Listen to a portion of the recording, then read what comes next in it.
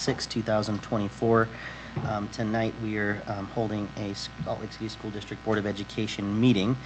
Before the public meeting convenes, we do have the need for a closed session as a board, and I will seek a motion. I can make that motion. I move that on August 6th, 2024, the board go into closed session to discuss pending or reasonably imminent litigation. Second. A motion and a second. Any discussion? Seeing none, we'll start with a roll call vote with Board Member Anderson. Ashley Anderson, yes. Nate Salazar, yes. Mohammed, yes. Brian Jensen, yes. Christy Sweat, yes. Bryce Williams, yes. That motion carries, and we'll prepare the room. Thank you.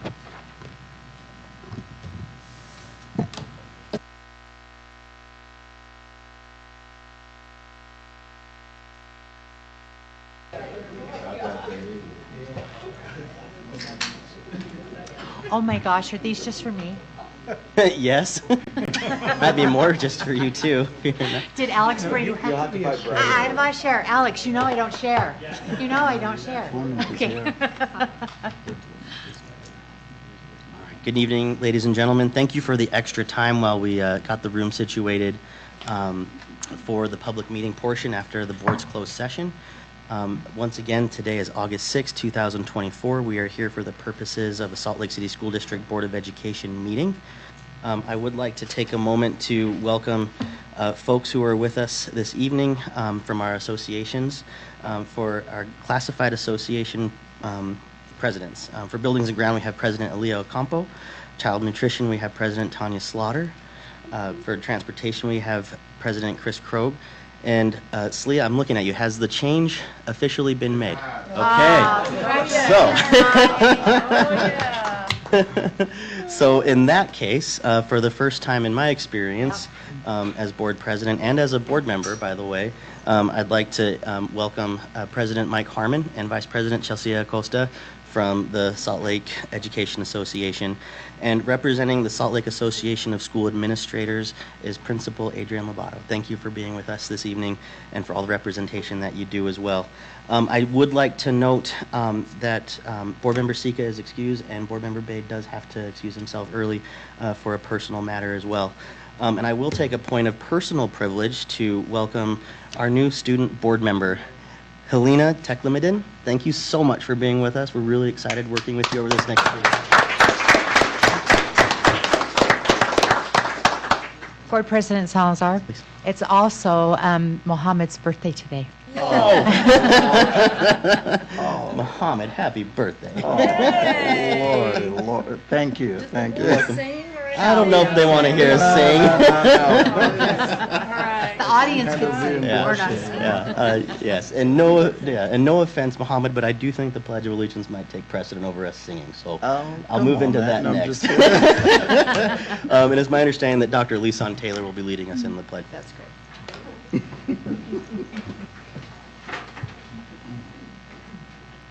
Pledge allegiance to the flag Of the United States of America, and to the republic for which it stands, one nation, under God, indivisible, with liberty and justice for all. All right. Thank you so much for leading us in that, Dr. Taylor. Our first order of business this evening is the consent agenda, and I will look for a motion from the board. I move to approve the consent agenda as posted. Second. All right, we have a motion and a second on the table. Thank you for that. Is there any discussion? Seeing none, we'll start with a roll call vote with Board Member Bade. Mohammed, yes. Brian Jensen, yes. Christy Sweat, yes. Bryce Williams, yes.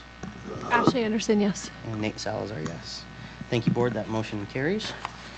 Our next order of business is our request to speak.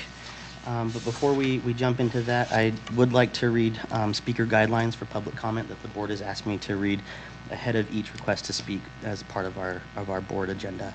The board enjoys the opportunity to hear from the public during the comment portion of its meetings. Before we begin, I'd like to take a moment to remind you of our board rules governing your comments. 1, the total time reserved for public comment is not to exceed 15 minutes, with all speakers or groups limited to 3 minutes. 2, the board will not allow public comments during board meetings that are slanderous, obscene, or otherwise violate state or federal law.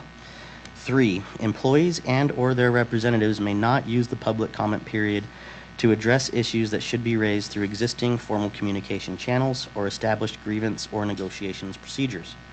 I'd also like to explain that unless the speaker's topic is already on the agenda, state law prohibits the board from taking action on items raised during the public comment period. However, if it seems appropriate to the circumstances, I may direct district staff to follow up with the speaker on the topic discussed. Thank you. Our first and only request to speak tonight is Russ Askren. Russ?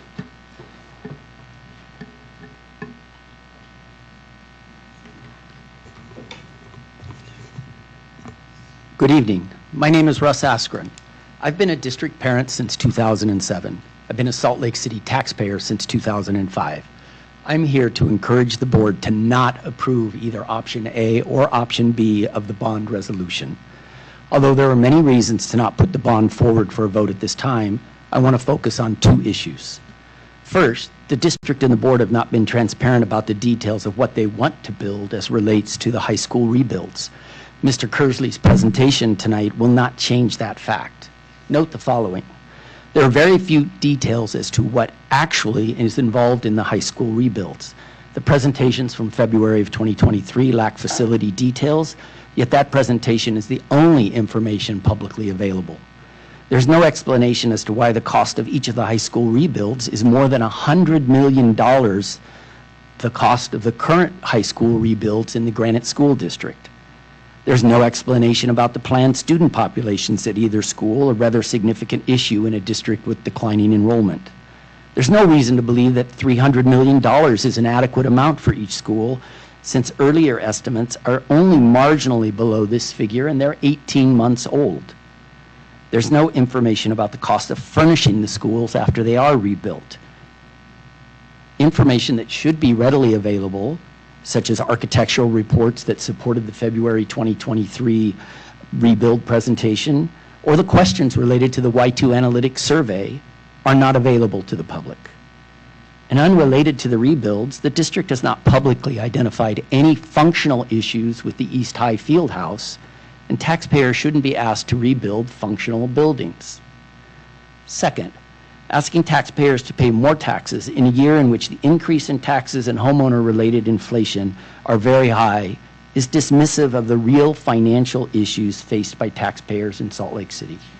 Taxpayers already face the following increases in Salt Lake City: significant annual increases in utility fees, including this year, a planned 0.5% sales tax increase related to the sports and entertainment zone, significant increases in property taxes related to libraries and other government entities. Apart from government increases, homeowners face other significant increases. Property and auto insurance renewal rates are rising as much as 25% annually, and many homeowners in the district are finding they can't even renew their policies due to the fire risk. Rocky Mountain Power has proposed a 30% electricity rate increase. For many homeowners, the cumulative effect of these increases is well over $1,000 a year. The district should not add to this burden. My recommendation to the board is to not approve the bond resolution until it can remedy these deficiencies. Thank you. Thank you for your time, Russ. And perfect timing. Thank you for that, too. The next item on our agenda is our reports agenda. Superintendent, it looks like we have an agenda item on the 23-24 Title IX report, student participation in interscholastic sports. Would you like to introduce this, please? Yes, Tina Hatch, I believe, is presenting for us as the Title IX administrator. With our area director, Emily Sutherland. This is the annual report that is required by federal law that we present Title IX statistics on athletic participation. I'll leave it to you. Thank you. So I'm Tina Hatch. I think most of you know me, although some of our guests may not. I am the district's compliance officer and Title IX coordinator. And I'm Emily Sutherland, and I'm the area director over secondary schools and the district athletic director. And we'd like to thank you for the opportunity to present this report to you tonight. As the superintendent said, this is our annual Title IX interscholastic athletics report. This is required by state law, as you may recall from my previous visits to present to you. This is something that we have to cover, some very specific information that by state law, we have to report to you and kind of be transparent about our athletics programs. So Title IX is huge. You probably know that.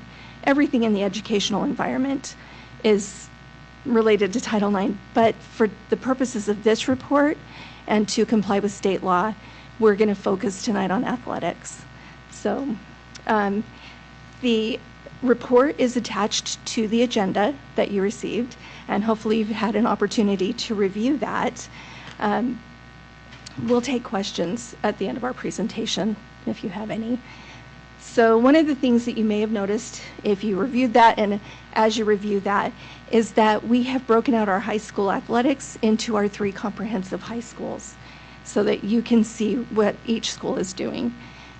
The definitions, we had a little bit of change in how we have to report this year, and one of the things is the definition of interscholastic sports has changed. It's broadened just a little bit. So you'll also notice in that report that we have middle schools included. And I would like to highlight that we've also included our unified sports teams for Highland and West High School this year in that report. So Emily and I have a brief presentation for you tonight. It's going to talk about some of our Title IX compliance this last year and in the coming year as it applies to athletics, and some of the highlights and a little information that might help you understand that report. So we'll get moving. So you probably recall I've talked before about the survey that we present to our students each year. Students in grades 8 through 11 get this survey in their student email, and then they opt in to tell us what they're interested in, what sports and activities.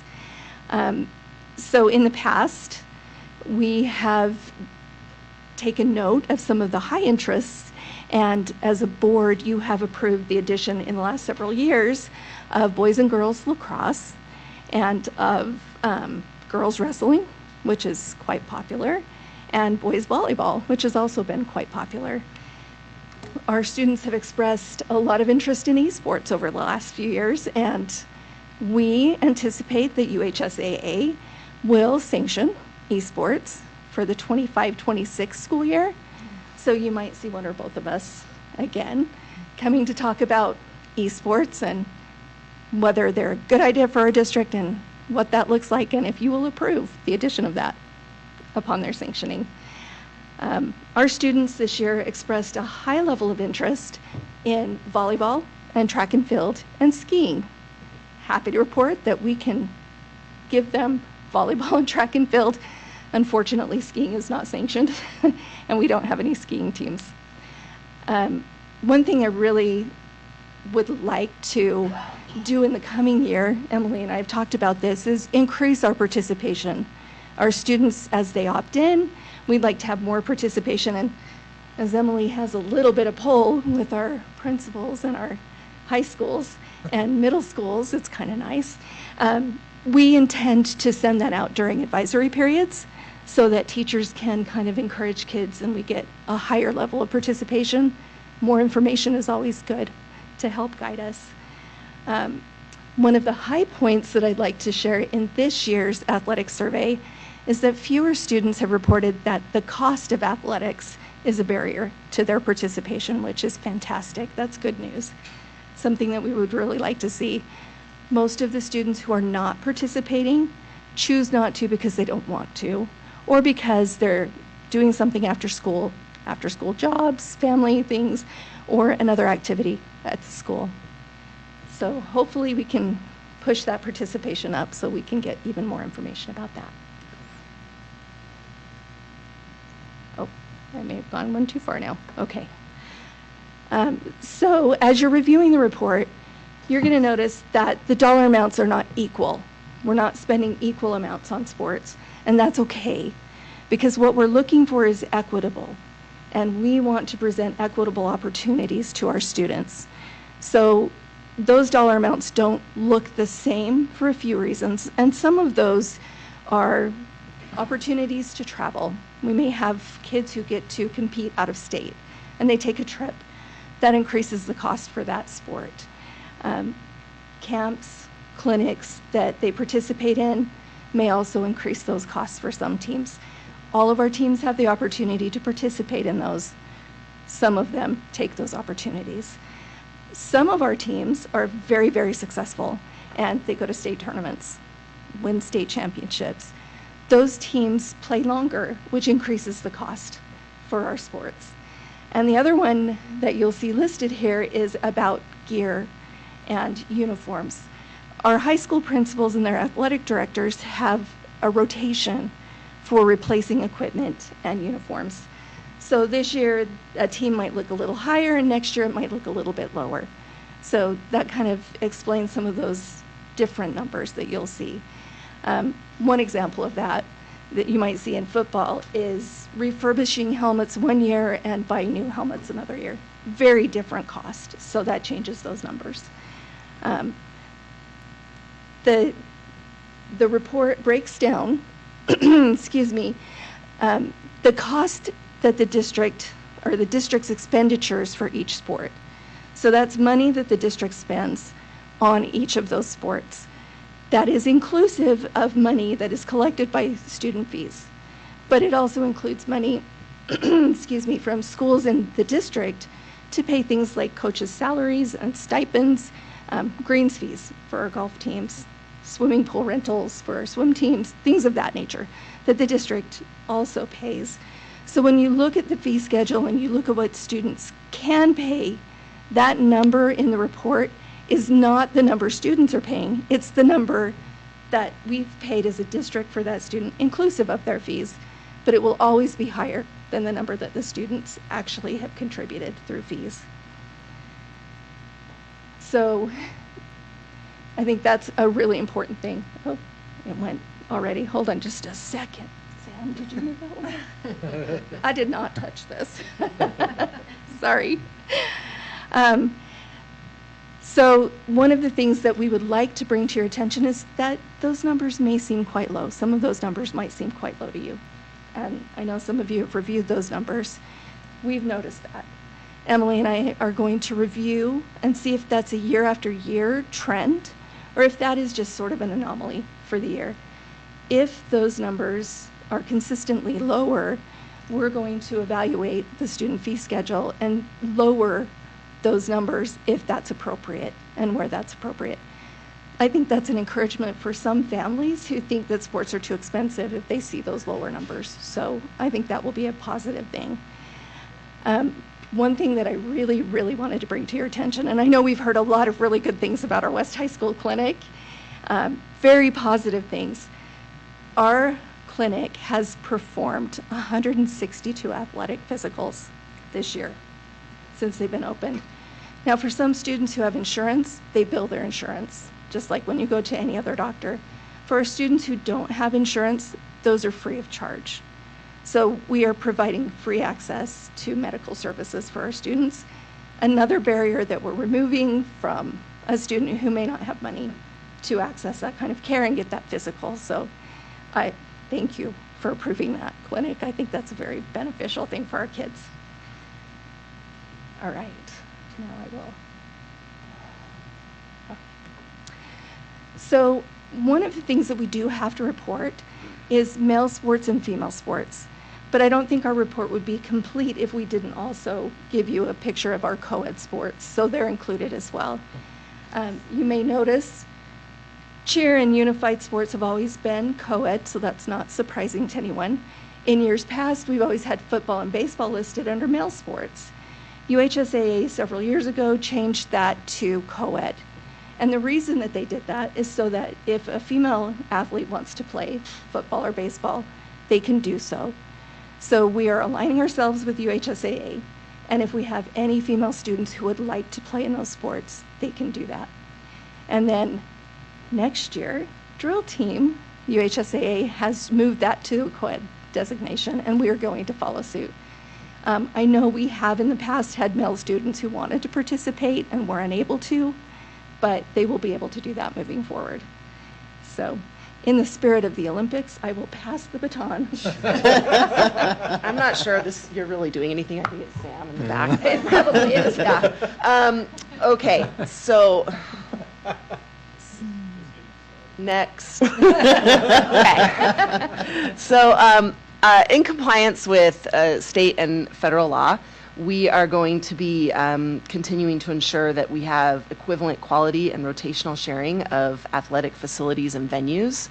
So one example of this would be making sure that our girls basketball team and our boys basketball team each have primetime slots to play their games. Usually that's like a 7 p.m. time slot in the big gym with the bleachers. We want to make sure that those prime times are available to all of our teams. And also we want to provide equitable scheduling of athletic events and practices, so ensuring that our teams are rotating between fields and spaces and having access to all of those venues to be able to practice and compete. Next. I'm excited to announce that we've had a new position approved for our athletics department, which is the Athletics and Activities Program Supervisor. And that person will be working here at the district office with me to help monitor and support our athletics department. Some of the things that they will be doing are here on the slide, like they'll be helping with fundraisers and fees and overnight trip requests, fair and equitable hiring practices, monitoring Title IX compliance, and so on. So we are basically through the hiring process with that position, and we have somebody who has signed a contract and will be starting at the end of this month. So I am really excited to have that person on board, and I think that will be good support for all of our teams and athletes and athletic directors and just everybody involved. Next. So we did add boys volleyball last year, and that was a really popular sport for a lot of our male athletes. They were excited to participate in volleyball. So this is just a quick look at the number of participants we had in each of our schools, and I did attend a couple of games, and they were really fun. The athletes looked like they were having a blast, and so did the fans. So I expect that sport to grow and become more popular. And I didn't hear anything about it except for positive comments and enthusiasm. So I think it's a great addition to our sports teams in the district. Next. Okay. So we added a couple of we made some coaching pay adjustments.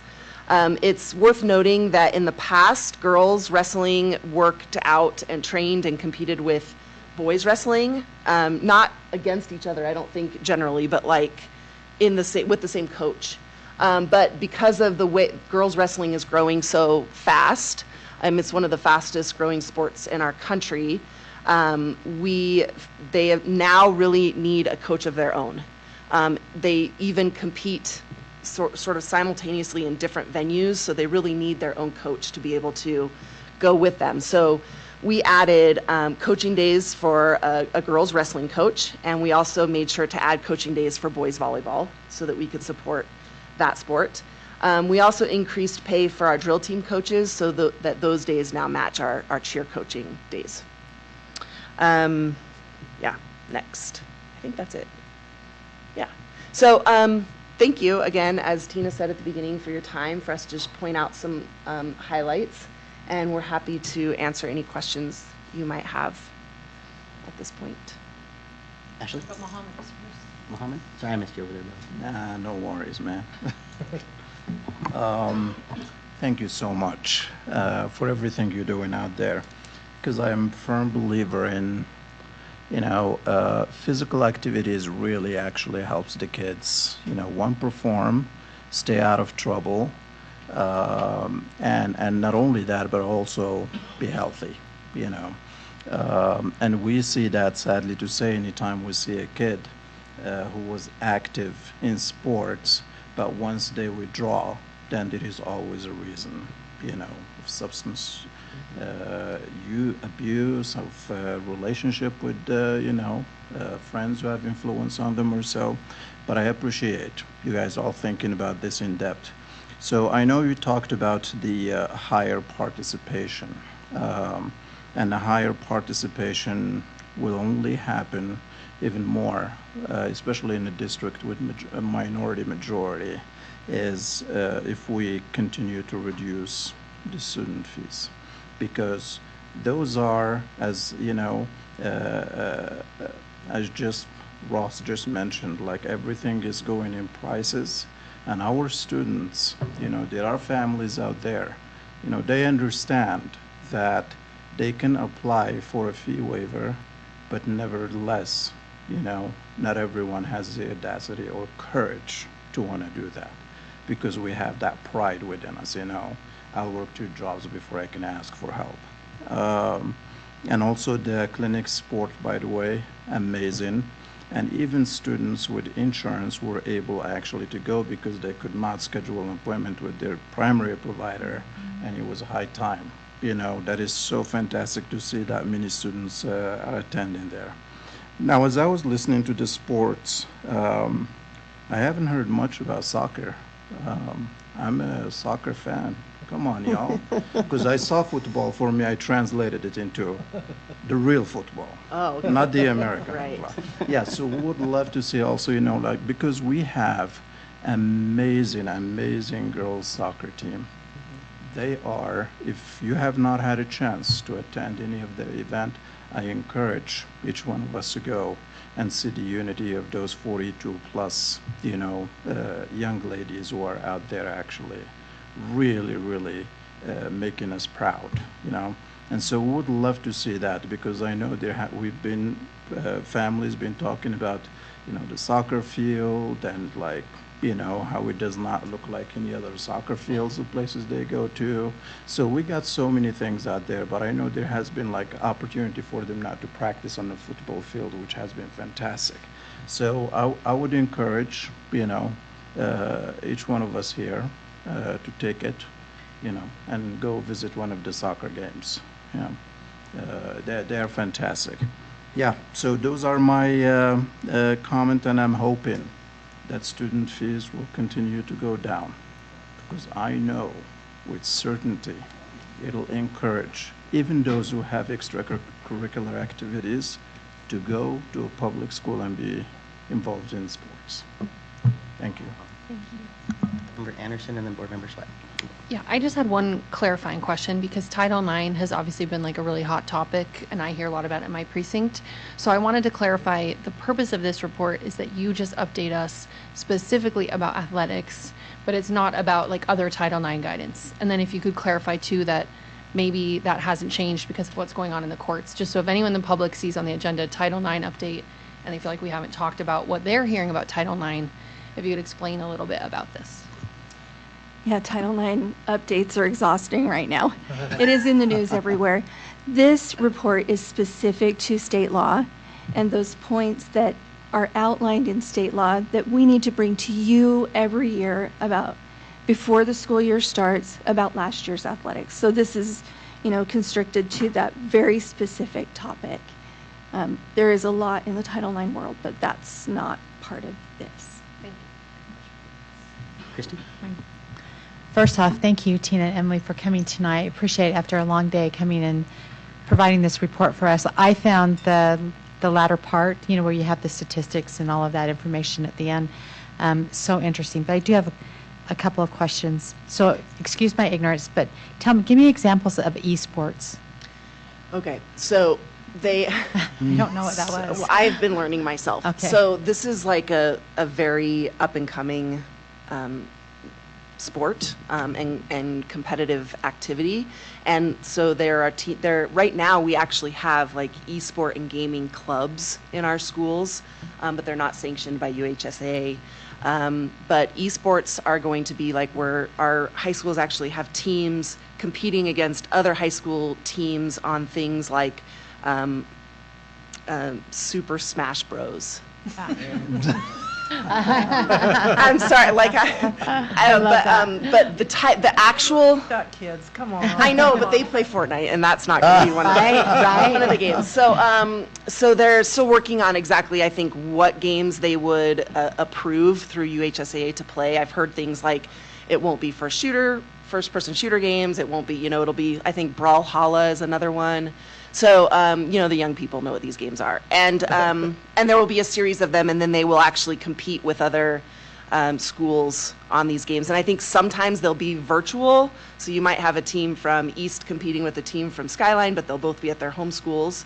But then I think they're also talking about having a space where they could, if you see these things online, they're like these guys come out and like rest like boxing robes. They have and stuff like international that. competitions. Yeah, It's and they're insane. very popular. So they're looking, I think, at maybe having a space where there could be some in-person competing too. So That's awesome. Yeah. I love that. I think that's it's very popular, and we have a lot of kids who really find a niche in that area. I think that's awesome. It's just another reason to get kids engaged, and say, hey, I want to go to school because of this, so I think that that's awesome. Probably in the spirit of the Olympics, but always in the front of my mind. I know that we're looking at sports that are sanctioned, by the Activity Association, but could you talk a little bit about what direction we're going in regards to adaptive sports? Oh, geez. I don't have a ton of information on that. Are you talking sort of about the Unified Sports Program? So I do know that we're interested in growing the Unified Sports Program into all of our schools and making that a lot more robust. In terms of adaptive sports, I'm not as familiar. So I think that there was a time when, I love the playground that's up at Hillside, that we did specifically for our special ed kids. And I think that one of the things that I loved, and I think that Nate knows this too, sitting on the county has an amazing adaptive sports program, and I would love to see us, join with them a little bit more because they have really great ideas. They have opportunities for kids, that aren't able-bodied, and I think that for us to be looking at that, it's just another way, for our kids to find a niche, at our schools. And so that might be an exciting conversation for the future, to have and look at, how Salt Lake District can kind of either see what our other districts are doing or even lead out on some of the things, with Salt Lake County Rexham Park. I think that they've done some great things. And that's something that I'm really excited for having this new hire that we're having come to work with me on, because I think it will really expand my and our capacity to look more into some of those options, especially I'm wondering as you're talking if some of that is covered in the Unified Sports Program, and I actually don't know. So that's something that I would need to look into in terms of growing that in our district. That would be awesome. Thank you so much. Okay, so then my last choice, am I okay on time? The last couple of questions, I always want to know about what our challenges are. And so one of the things that you talked about, Emily, was scheduling and practicing. You think about what are the challenges that we have, around that. And then also with our middle schools, I love seeing this middle school report that's in here about the interscholastic. So what are some of the challenges, but yet what are some of maybe your hopes and dreams, around that middle school piece? And, it's good for us as a board to know what are those challenges so we can always be thinking about resources too. Yeah. The middle school piece is really exciting because I think that is really where you can hook students who might not otherwise be as engaged in school to really find a passion, and like Mohammed was saying earlier, to really engage in some pro-social behaviors that they might not have an opportunity to engage in. And I know that James Yapius and Liz Gonzalez and our after-school program, and they're very interested in continuing with our middle school sports, and they've been talking with Dallin Miller, who's going to be working with our middle schools to look at setting that program up for this year, to continue it, basically. I think some of the challenges there have been just making sure we have enough personnel to keep the schedule, just all the logistics, right? The scheduling, the busing, the supervision at the games and things like that. But I think that went pretty well last year, and so we just need to kind of keep it going. And then in terms of in general. Well, and just so you know, the middle school sports, for the past years, one grant has paid for all of that. None of our students have had to pay to participate at all, not even after school registration fees. we have a grant for this year, and James and Liz are looking into further grants so that we can keep that going and keep kids participating without those fees. And then, Yeah, and then I'm just, in terms of just overall challenges, I think, like the scheduling and things, I do know we have a couple schools looking at some different software platforms that really help schools coordinate in terms of scheduling facilities with, it is a lot of movement and moving pieces of people and athletes and spaces, and sometimes we have spaces that are like off campus too. So it is a lot of coordination. So they're looking at some different programs to help with that. So that would be good. But I also just think having, like having me have a little bit of support will help a lot. And I don't know about. yeah, and I think just to add to that, when a sprinkler does break and we have to move teams, it will be nice to have that software to help our athletic directors and principals move those things and have that capacity quickly. I think that's been a challenge, something that we addressed last year, and I think the software will help a lot with that. And there's been a few other challenges that I think we're well on our way to addressing. Yeah. I think that since I won't be here next year with you guys during budget season, that I would ask you to put this on your tickler list, and to always be thinking about, because I think that healthy bodies, for our kids are really important, and being able to participate. So put that on your ticket list as you're talking about the budget next year, and make sure that we're paying attention to some of the things that we need to in regards to these activities for our kids. Thank you so much. Thank you.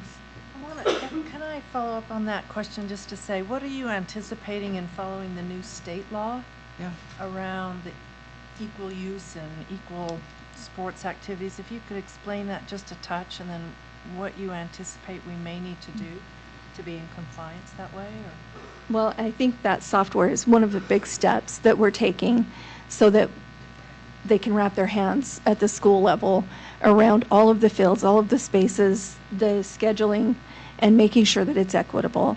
That's going to be a big change for that. Can you think of other? Yeah, and then I'm just really hoping that the new hire that's going to work with me will help with a little bit more district oversight in those specific areas.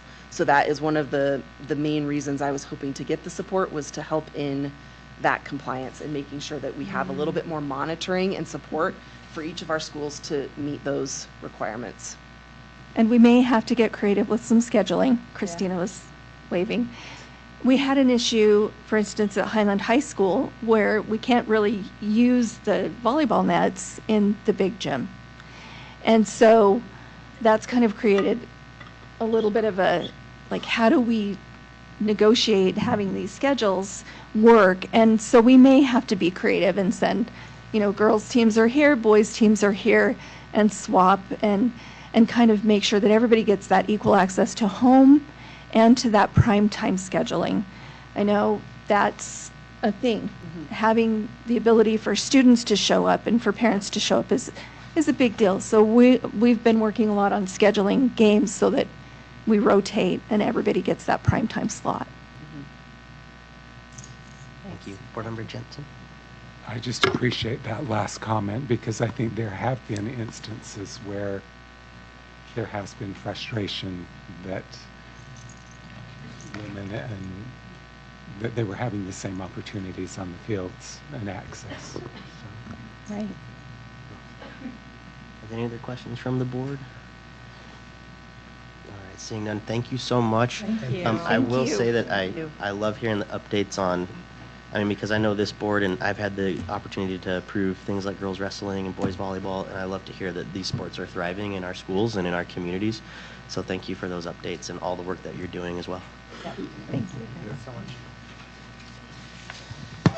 Okay, next on our agenda is our discussion agenda. And the first item there is consideration of a resolution providing for the holding of a local special bond election relating to the issuance of general obligation bonds and providing for related matters. B.A. Kearsley, would you please introduce this tonight? Thank you. So the next step in a bond process, if we want to have a bond election on the November ballot, is for the board to approve this bond election resolution.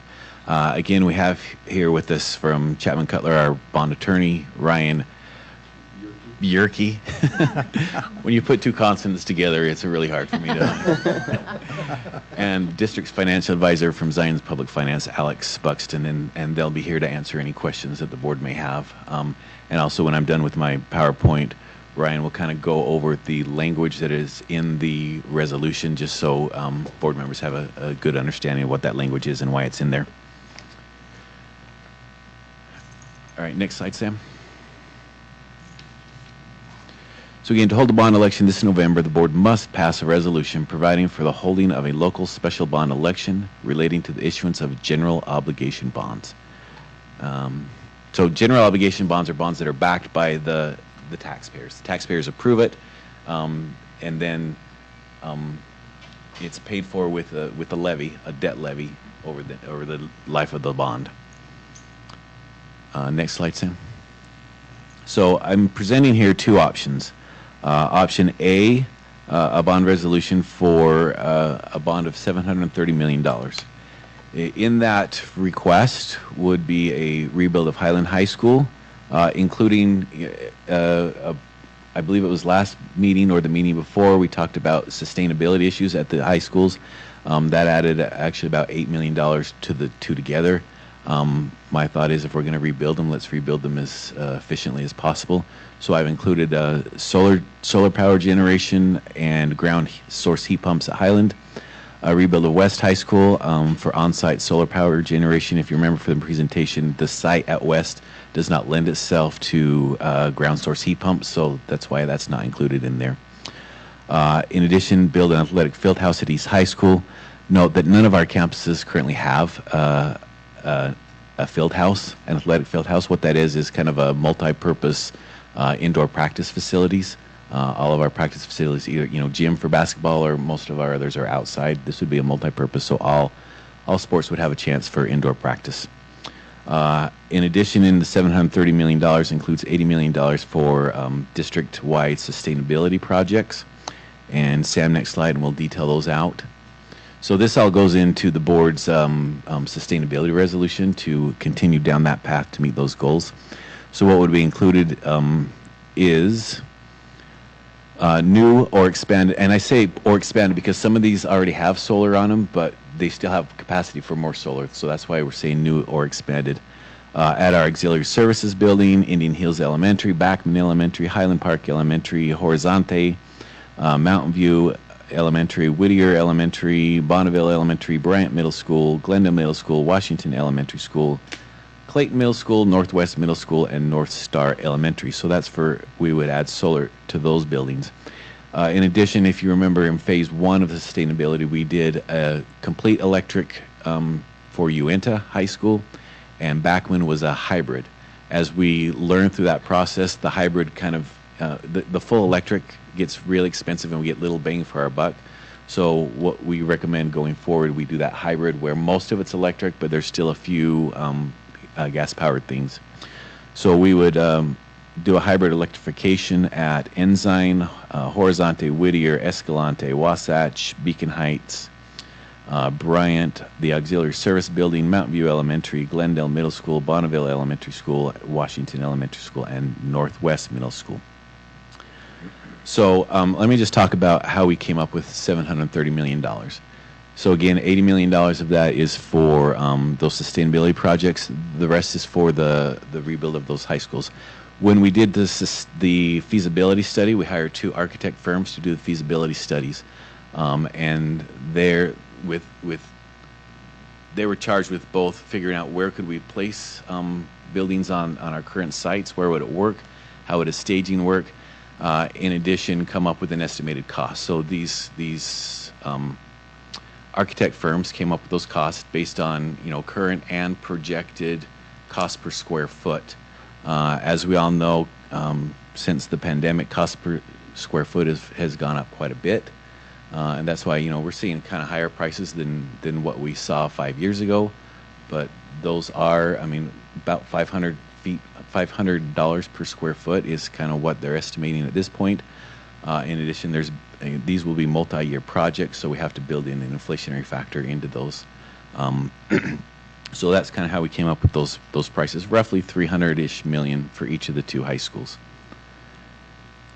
Next slide, Sam.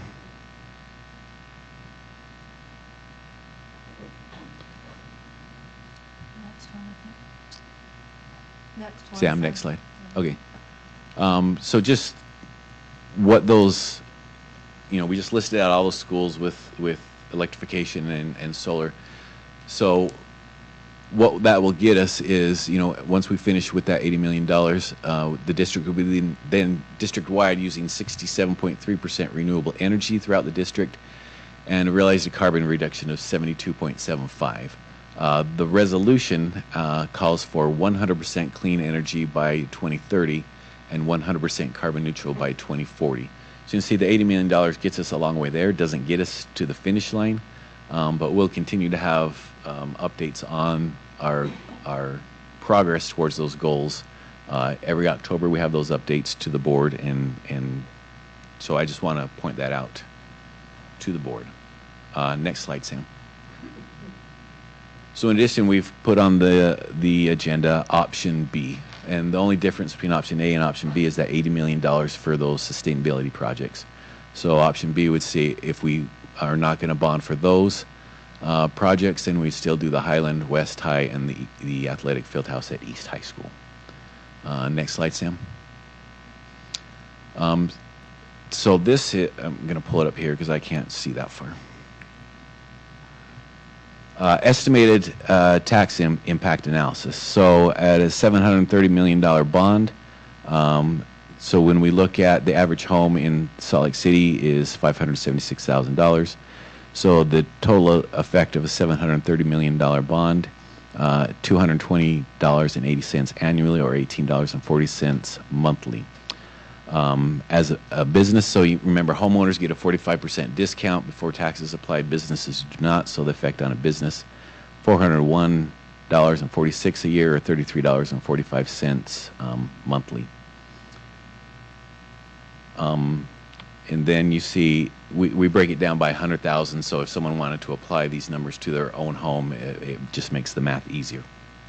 Next slide, Sam.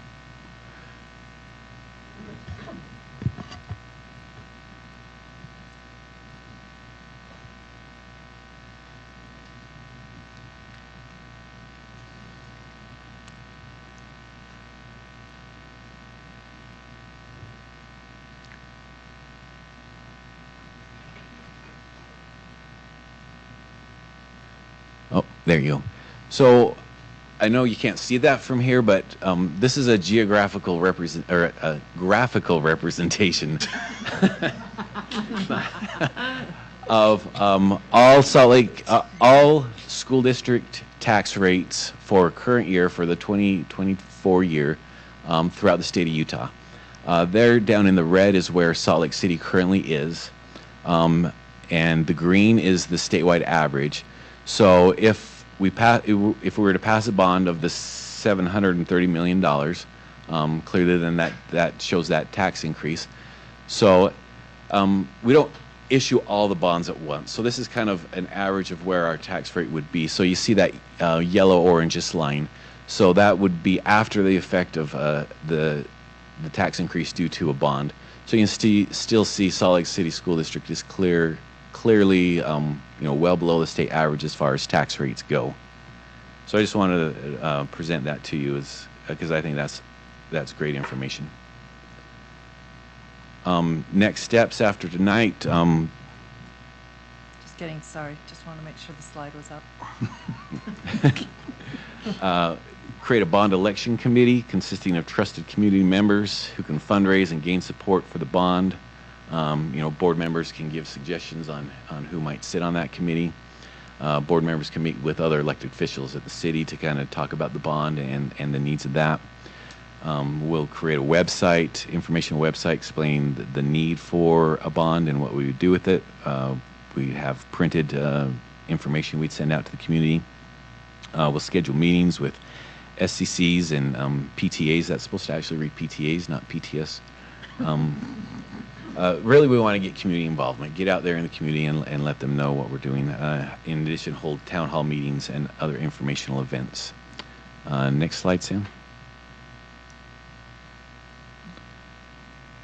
We will, if the board passes the resolution tonight, we will hold a public hearing on the bond on September 17th during our regular scheduled meeting.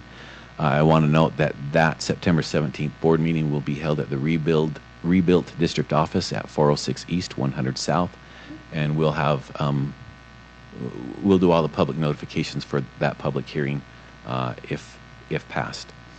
Also attached to your agenda, and you have handouts, are the actual, there's quite a lot of legal language, so I'm going to invite Ryan up to the table to kind of summarize what this all means.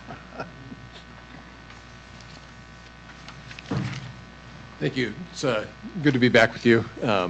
Basically, you have the two option resolutions before you.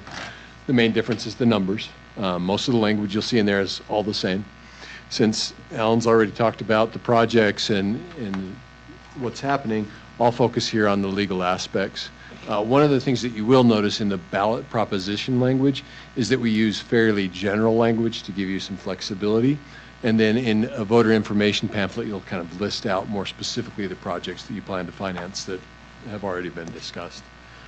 The main purposes of this resolution are, number one, you have to file with the Lieutenant Governor's office by kind of mid-August, about August 20th or so, of your intent to hold an election.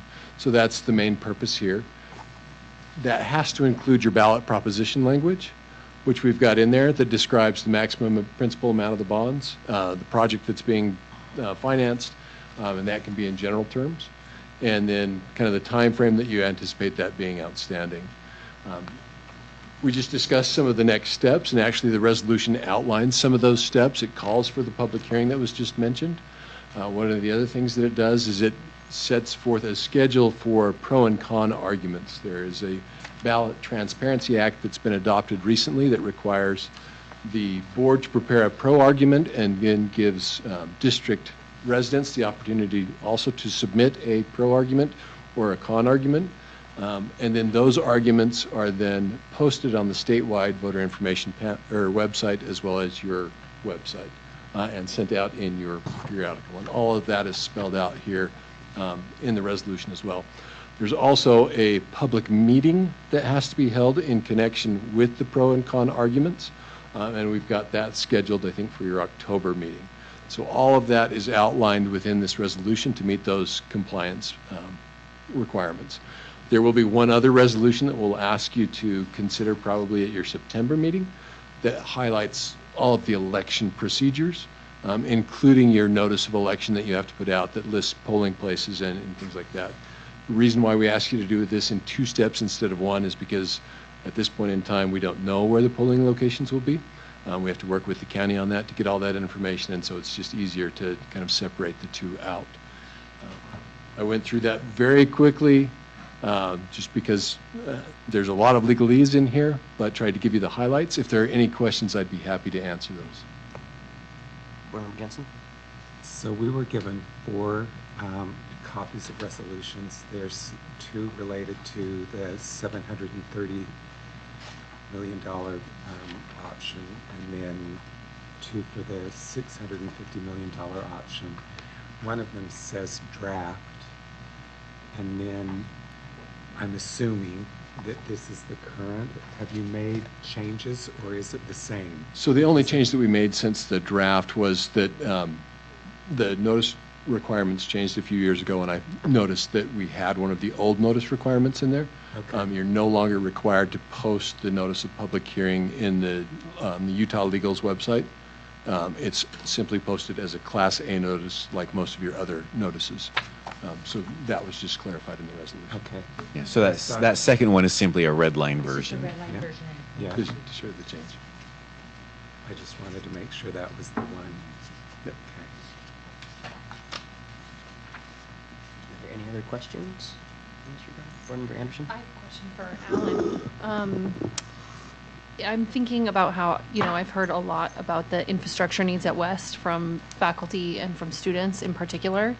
And with that in mind, I've had a little bit of pushback in one area from constituents, which is they've noted that since 2020, there's been a significant amount of educational disruption, and some expressed concern that a focus on capital needs could limit any remediation for learning needs, and others were concerned about their kids having so much disruption in elementary or middle school to find themselves in a high school being rebuilt. So I wanted to take time to just raise those concerns and ask Alan if you minded addressing why you would perceive now as the critical time that we go out for a bond, and how, regardless of what we vote tonight or any accompanying bond campaign, how the district would attempt to minimize disruption to impacted students as we, considered rebuilding facilities. Right. So construction costs are just going to keep going up and up and up every year. There are significant needs at both of those high schools, infrastructure needs, and what we would rather not do is put a bunch of money into the infrastructure of the current building and then 4 or 5 years down the road rebuild it. And some of those needs are close to critical. I mean, a reconstruction process will be multiple years. So we do have things to keep it going. I mean, air conditioning will keep going, heating and so forth.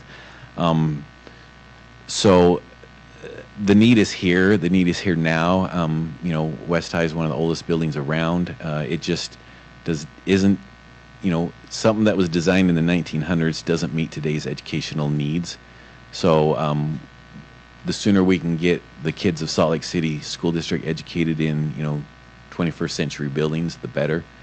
So there is a little bit of push to get this done as quickly as possible.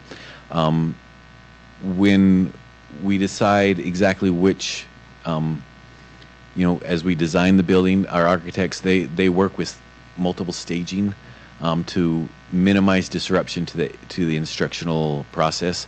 A lot of it is we build over here while kids go to school. In theory, they'll always be affected, but try and keep the current building there functional. And then when the new building's done, the kids move over to the new section, and then the old section gets torn down. So there is plans to minimize, and efforts to minimize any disruption to the instructional experience of the kids. Thank you. Board Member Sweat? Thank you so much for the information that you provided us tonight. And Alan, of course, always I appreciate the time and energy that you've put into this. I think that, this part of it, the resolution is important.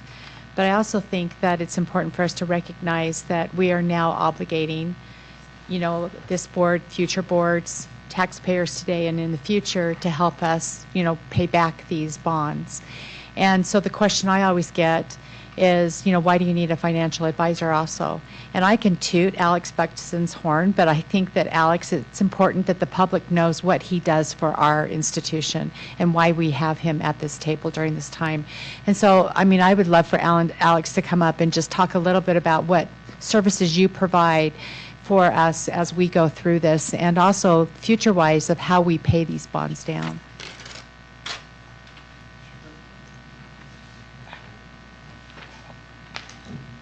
This is what you get for bringing these.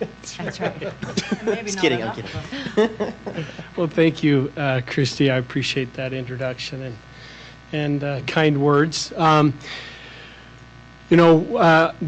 sole purpose for your financial advisor is to act as a fiduciary to the school district, and everything I do is in the school district's best interest. Our regulators require that, and that's part of my fiduciary duty. So as we pursue a bond issue, of course, with Alan and other district staff, we go out and get a bond rating. These bonds would be guaranteed by the state of Utah, which is a AAA rated entity. So fortunately, the school district, they actually have a underlying AAA rating on their past bonds, so a natural AAA, along with the guarantee of the state of Utah. So we'd help through that process of getting that guarantee in place and getting the bonds rated by the rating agency, and then working with the district in trying to go out, and it's impossible to try to time a bond as far as where interest rates are going to be lowest. Of course, our goal is to provide the lowest interest rate possible on this debt. Once you pass a bond election, you have 10 years to utilize that authorization. But as Alan has already pointed out, the odds are year over year costs will continue to go up. So you want to try to get the bonds issued as soon as you can in order to mitigate that construction risk, if you will. But at the same time, there's a certain threshold you have to meet as far as spending the bond proceeds. Generally, you have about 3 years to spend each bond issue, and that's why we space it out in incremental issuances. The numbers that we've run with Alan assume 5 different bond issues over the next 5 years, whether it's through the option A or option B. And then we keep our fingers crossed that as the Fed hopefully begins to start cutting interest rates, maybe later in the year or next year, we don't know when. Again, nobody has a crystal ball, but we're hoping that we can get even better interest rates than what we're assuming now. I will tell you that the numbers that Alan provided use current rates, but we have increased it just slightly. I think a couple of days ago, the AAA MMD rate, which is what we kind of look at as far as what the bond market is, was at about a 3.34%. And the rates that we've used to come up with the tax impact was a 3.50%. So today rates are even lower than what we ran those numbers at. And we're hoping, once again, that by the time we issue a bond, let's say the beginning of next year, Q1 of 2025, interest rates may be lower. And of course, if the rate's lower, then the tax impact's lower. So, but we don't know. I mean, rates could go up, rates can go down. So we can't make any promises there. All we can do is make our best estimate. But one other thing I was just going to point out is the tax impact that was shown on the screen is a standalone impact, meaning the $730 million or the $650 million without any other consideration for current debt that the school district is paying down. That's the standalone amount.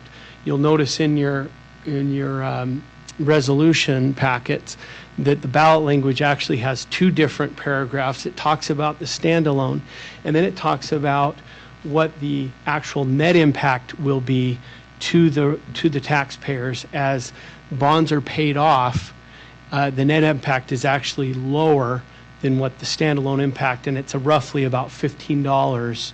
You'll notice both on both scenarios, the option A or the option B. It's roughly about $15 lower the impact, the net impact. So anyway, that's good as you pay down that debt.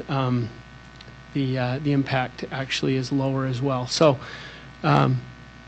anyway, Christy, is there anything else you want me to touch upon there?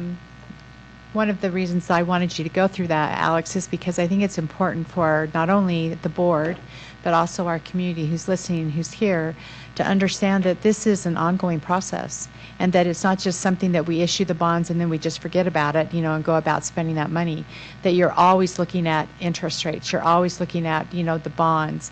And to be really honest about it, I mean, we're in such a good financial situation right now because we've paid down those past bonds, and we're coming into a really good era for our taxpayers. And Alex is a little bit too humble to say this, and so is Alan, but he has literally saved our taxpayers millions of dollars over the years because of the job that he does for us as our fiscal analyst and the work that he does with Alan. So it's such a good situation that we're in right now, to be able to say, yes, we have all the information that we need to provide to our public about facts as to why we need to do this, and that fiscally we'll be able to handle it.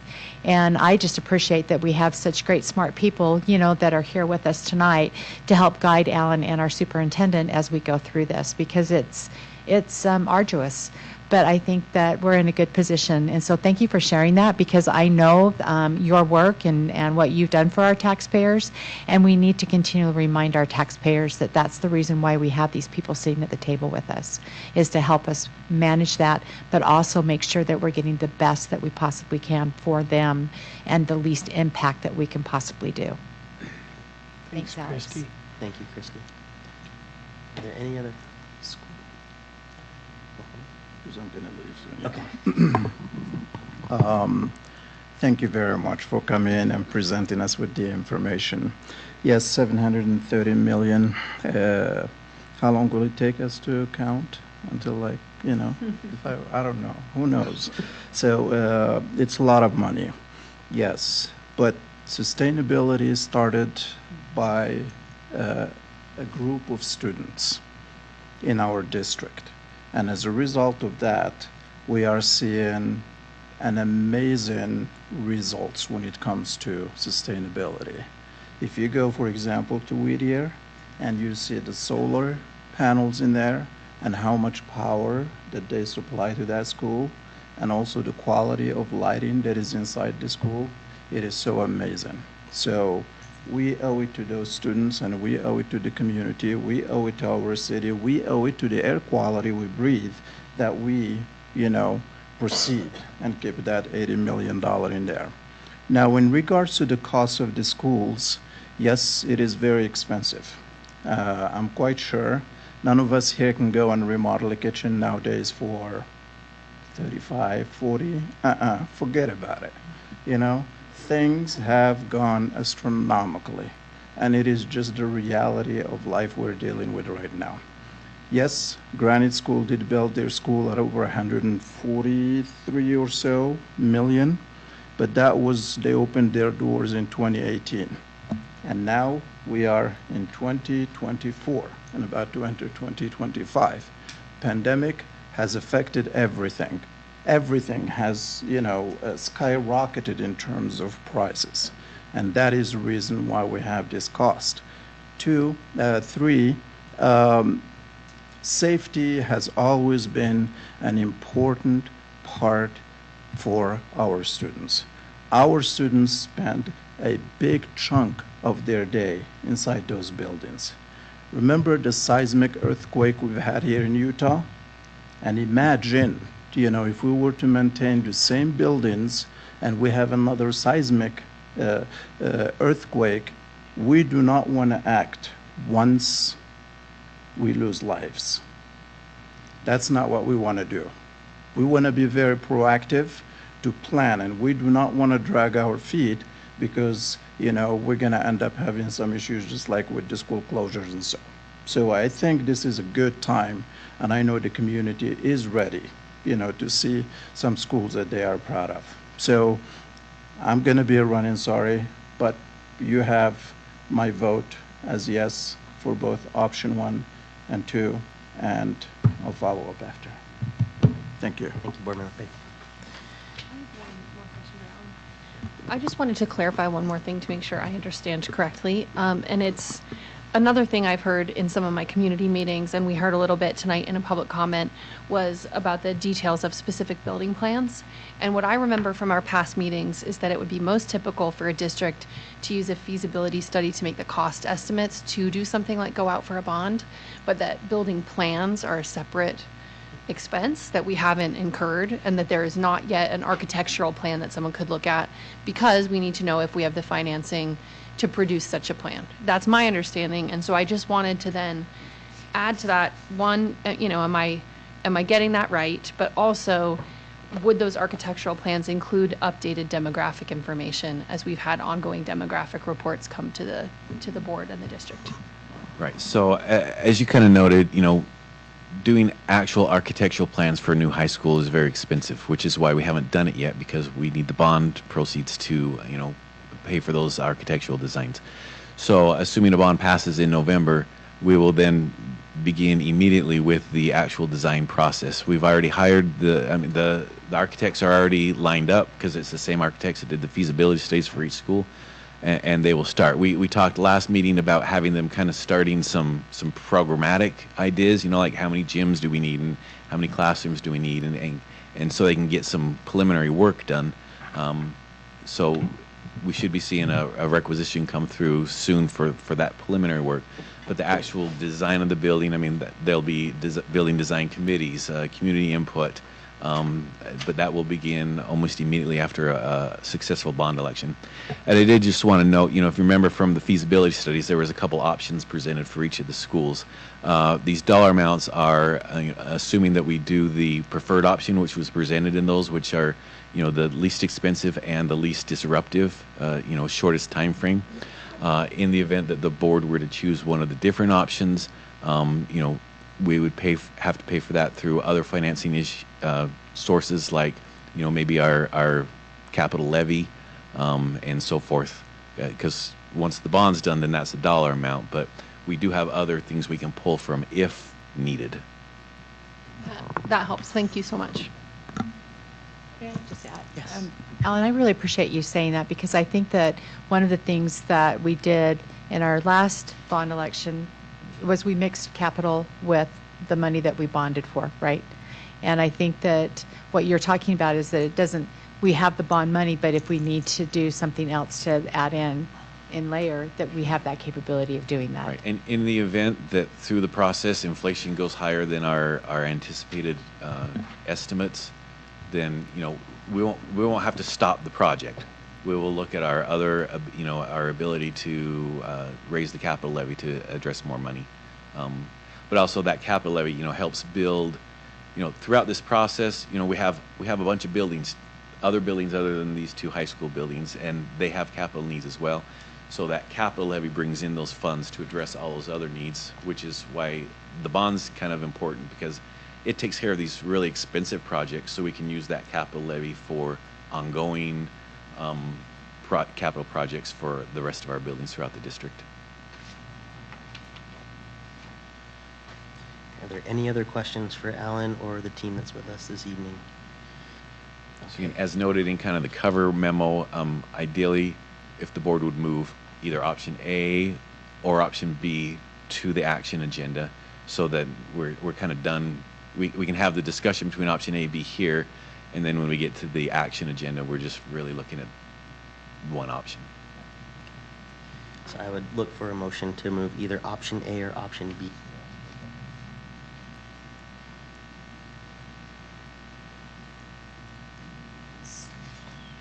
So on the top of our page, which one's A and which one's B? For 7:30. 7:30 is A, right? Okay, so I would like to make a motion that we move option A to our action agenda. Second. We have a motion and a second on the table. Is there any further discussion? Okay, seeing none, we'll start with a roll call vote with Board Member Jensen. Ryan Jensen, yes. Christy Sweat, yes. Bryce Williams, yes. Ashley Anderson, yes. Nate Salazar, yes. Thank you, board members. Thank you, team. We will bring this back up on the action agenda once we are finished with the discussion agenda. So thank you so much. Thank you so much. Thank you. And I do want to note that the Board of Education still has a quorum, but our threshold for approval is 3 supporting votes for any motion. All right, Superintendent, our next discussion agenda is board goals and metrics. I'll excuse you. Bless you. But do you mind introducing this to the team? And I guess before you introduce this, I've had a conversation with a couple of board members just outlining that what's being presented tonight aren't goals that are set in stone because the board hasn't approved them. But these are continuations of discussions that we had in our board retreat. And so I would like for us to be thinking about it in that way. I think the only real goal that we're pretty much solid on is a literacy goal, but even with that, identifying the criteria or even how we measure that and what that specifically looks like and what we're looking at as a board is still needing to be decided by us tonight or at a future date. So I just wanted to put that out there that we're discussing a lot of potentials and a lot of different options tonight. Yeah, just to second that, so each of these were just raised because you have raised them. Also, there was an interest in hearing what I would suggest you know that from the beginning, even as I applied for this position, that I saw pathways as an important part of growing Salt Lake City School District. So wanted to be able to provide more information to you on that. So these three goals around literacy, attendance, and pathways are the only ones that I have heard in conversation with the board as ones that you're considering. They are presented to you with more information there was interest in, even though there is general acclaim that we'll move forward with literacy. There was more interest in delving into those metrics and learning more. So Dr. Tiffany Hall is going to come up and start our conversation that way. And then Sandra has provided, Dr. Buendia has provided a little more information on the attendance one, and then I will present a little bit more information and can answer questions on the pathways goal. So again, this is a board decision about where you want to put your energies. As we're talking through this, I was talking to Nate the other day, if I can just mention that it's interesting to consider what board goals are. And you may have had these conversations before me. Certainly this is the first time they've kind of come up for another look since I've been here. Board goals to me are the chance for the board to certainly address any critical areas that it sees that we need to pay attention to in the district. Priority areas that you really want to move forward on as critical for student learning. And I want to make as part of this conversation, board goals are where we're going to consider putting resources as a district, that with your function in deciding where the resources go to support our district, that really is aligned with board goals and so important in our decision making about goals is where we are committing to look and put some resources. So with that, we'll turn to these to the three presentations this way. And then again, we've got three on the table. I personally don't think three's too many, but the board has wisely kept it to narrow amounts, which I think is wise. And you may choose to do two. So again, that is up to you, and this is just part of the information that can support your discussion. And Dr. Grant, I noticed in our folders this evening we have an attendance handbook. Is that a part of this discussion? That is, and Dr. Buendia will talk more about that. Yeah, to give you a sense of, I mean, it's interesting that the board and the district are thinking in the same direction. Their team, Sandra's team, had gotten started on this even before I think I'd heard of this as a board possibility for a goal. So there's general recognition of the concerns about chronic absenteeism and such. So they've moved forward with some activities that we're going to take on as a district, but making that a board goal would, I think, give more emphasis and attention and certainly more resources to it. So with that, Dr. Hall, thank you. Okay. Thank you. Dr. Maloof, thank you for being here. And I'd also like to recognize Jeffrey Lutz, who is our data analyst specialist, who has been helping us. He's not with us tonight, but he's been helping us reimagine and re-envision some of the ways we can look at this data.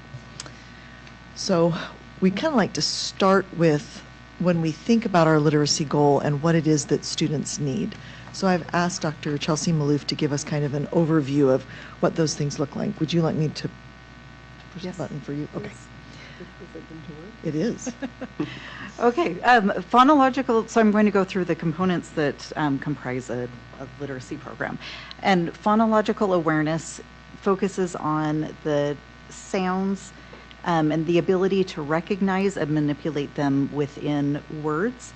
So at the phoneme level, which is the individual sound level, and then at the larger level of syllables, looking at the start and end of words. So in a kindergarten classroom, you may walk in and see something like, what are the sounds in the word mat? And students would say, at, mat. If I change the to a k, what do I get? K, at, cat. So it's without looking at the symbol of the letter, which takes us to phonics. And phonics encompasses all of that with phonological awareness, but takes it to the written symbol of letters. So moving just from hearing the sounds and speaking the sounds to actually writing the letters and recognizing which letter matches which sound. Those are very intricate. A lot of times we see it all together, but that is where the science of reading comes in, of really breaking down the intricate skills. I often say, you're right, this is not rocket science, but it is brain science, and I think that's more difficult. So, fluency, we hear this one a lot. This relates to speed, accuracy, and prosody. Prosody is reading the way that we speak, so reading in phrases instead of just word by word by word, really kind of like static, to reading with a lilt in the phrases. Vocabulary, meaning of words, looking at the context, because in the English language we have many words that have multiple meanings, so being able to understand that, but looking at the meaning of words. And then comprehension takes that same skill, but to larger, looking at a whole piece of text, whether it's a literary piece or a nonfiction piece, and being able to understand what is conveyed in the whole piece. And then the last one is stamina, which is very critical. And one of the things that I love about curriculum programs, because they keep us on track, they help us with how long something should take.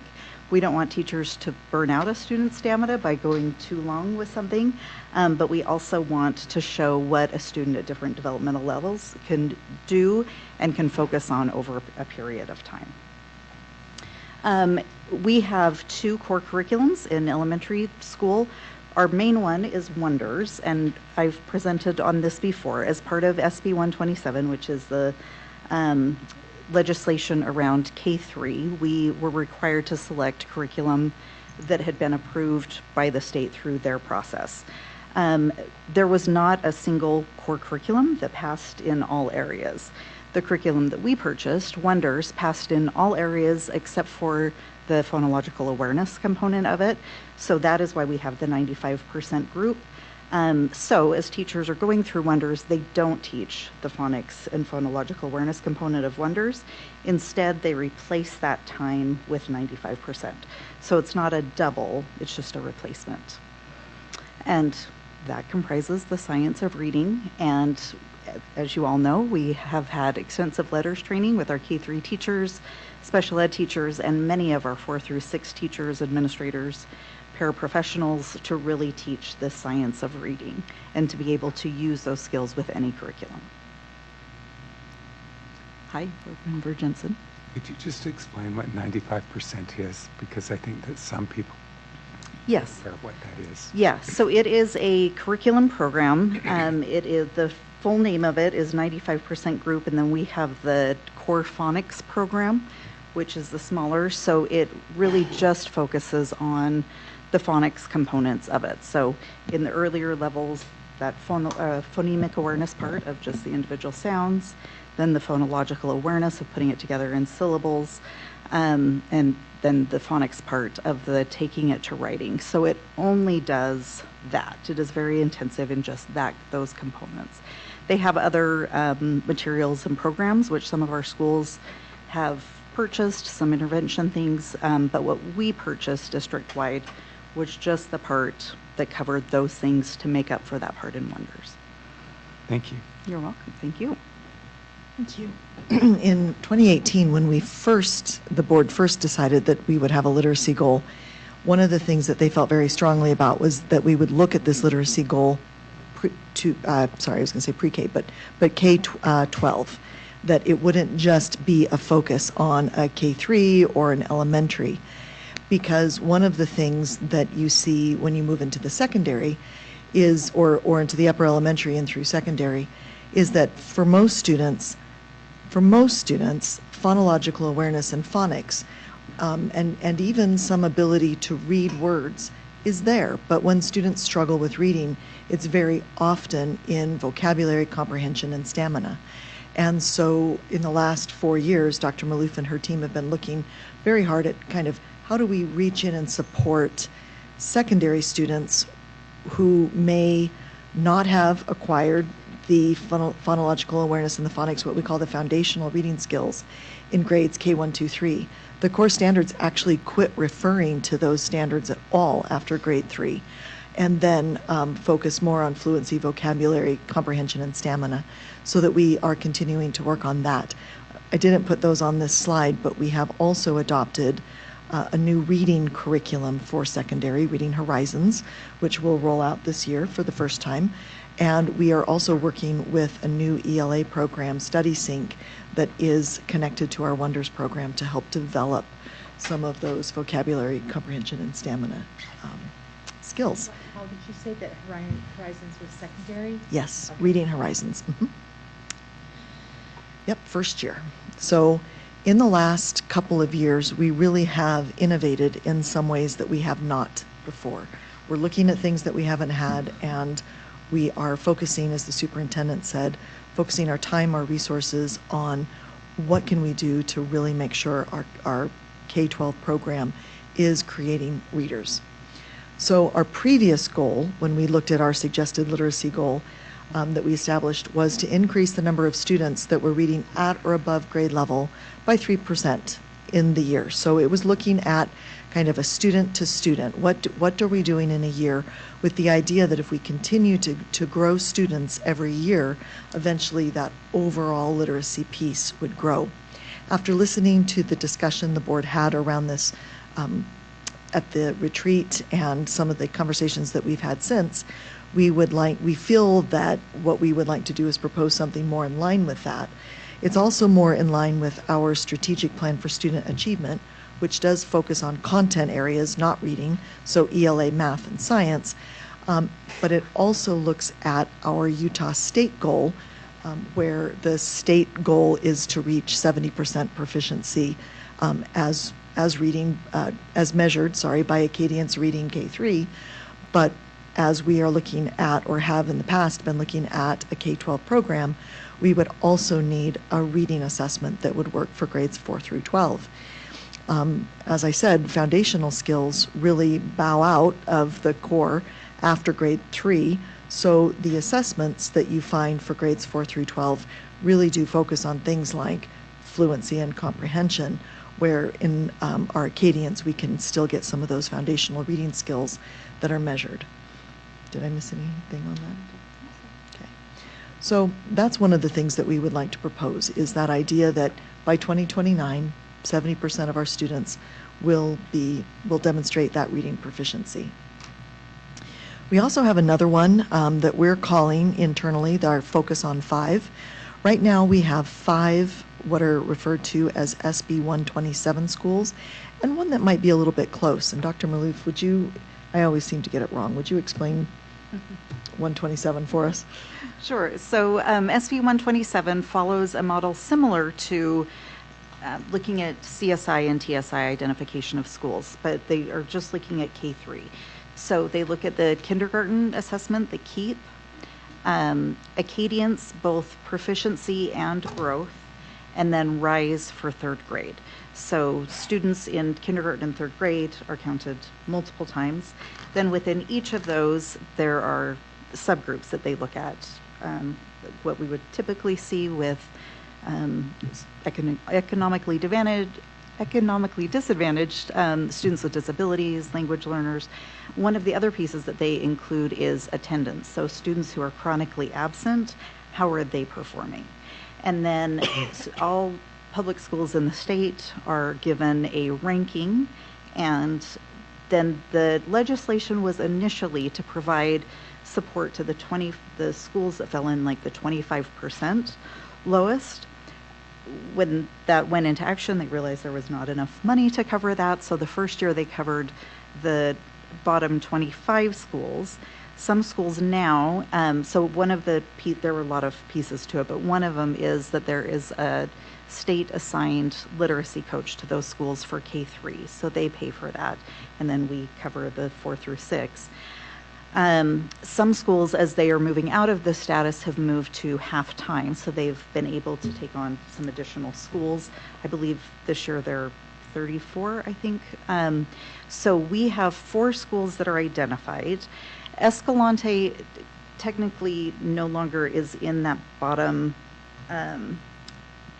ranking, but because it was only for 1 year, they are keeping them in to provide additional support.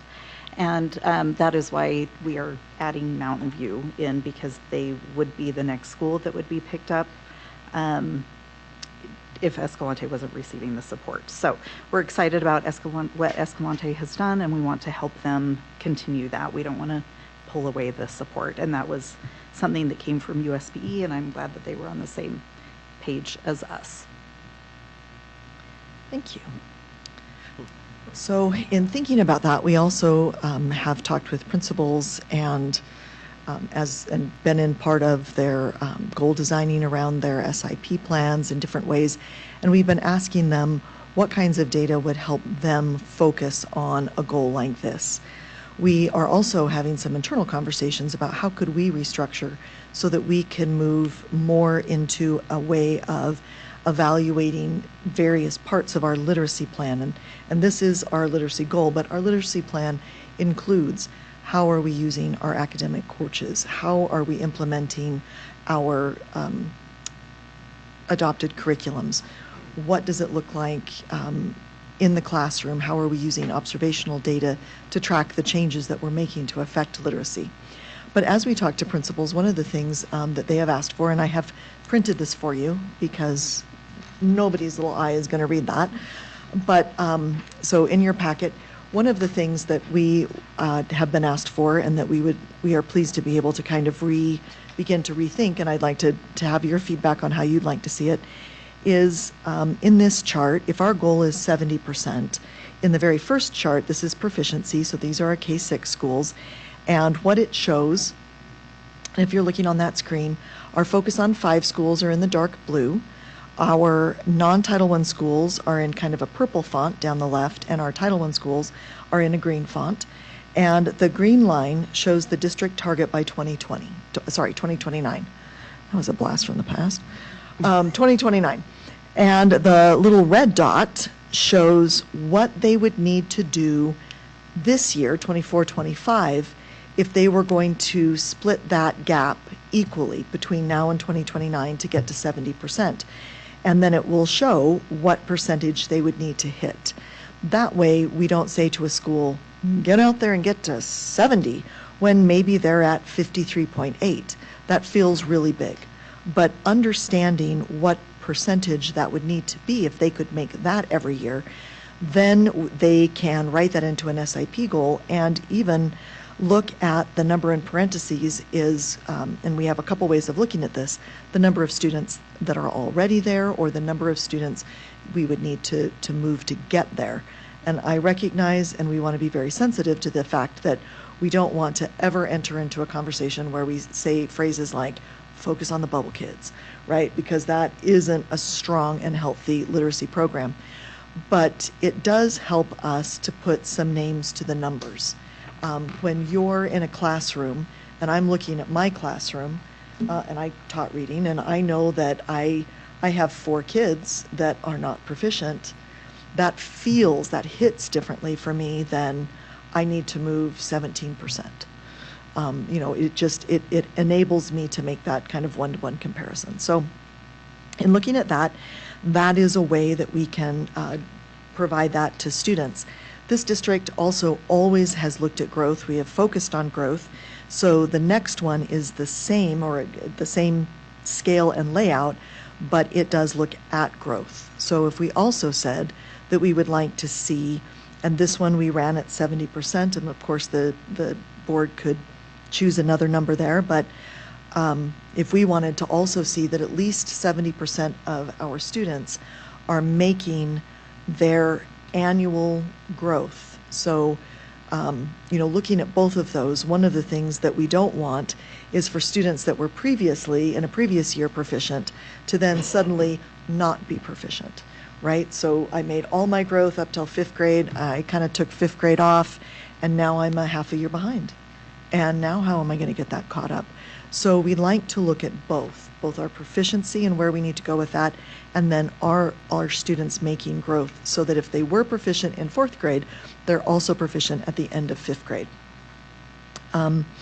We also could look at that, and so on the next page, we did break that up a little bit differently. In our Pathways goals, the board had previously identified some key areas or time points of time that would be good ones to just dip in and look at.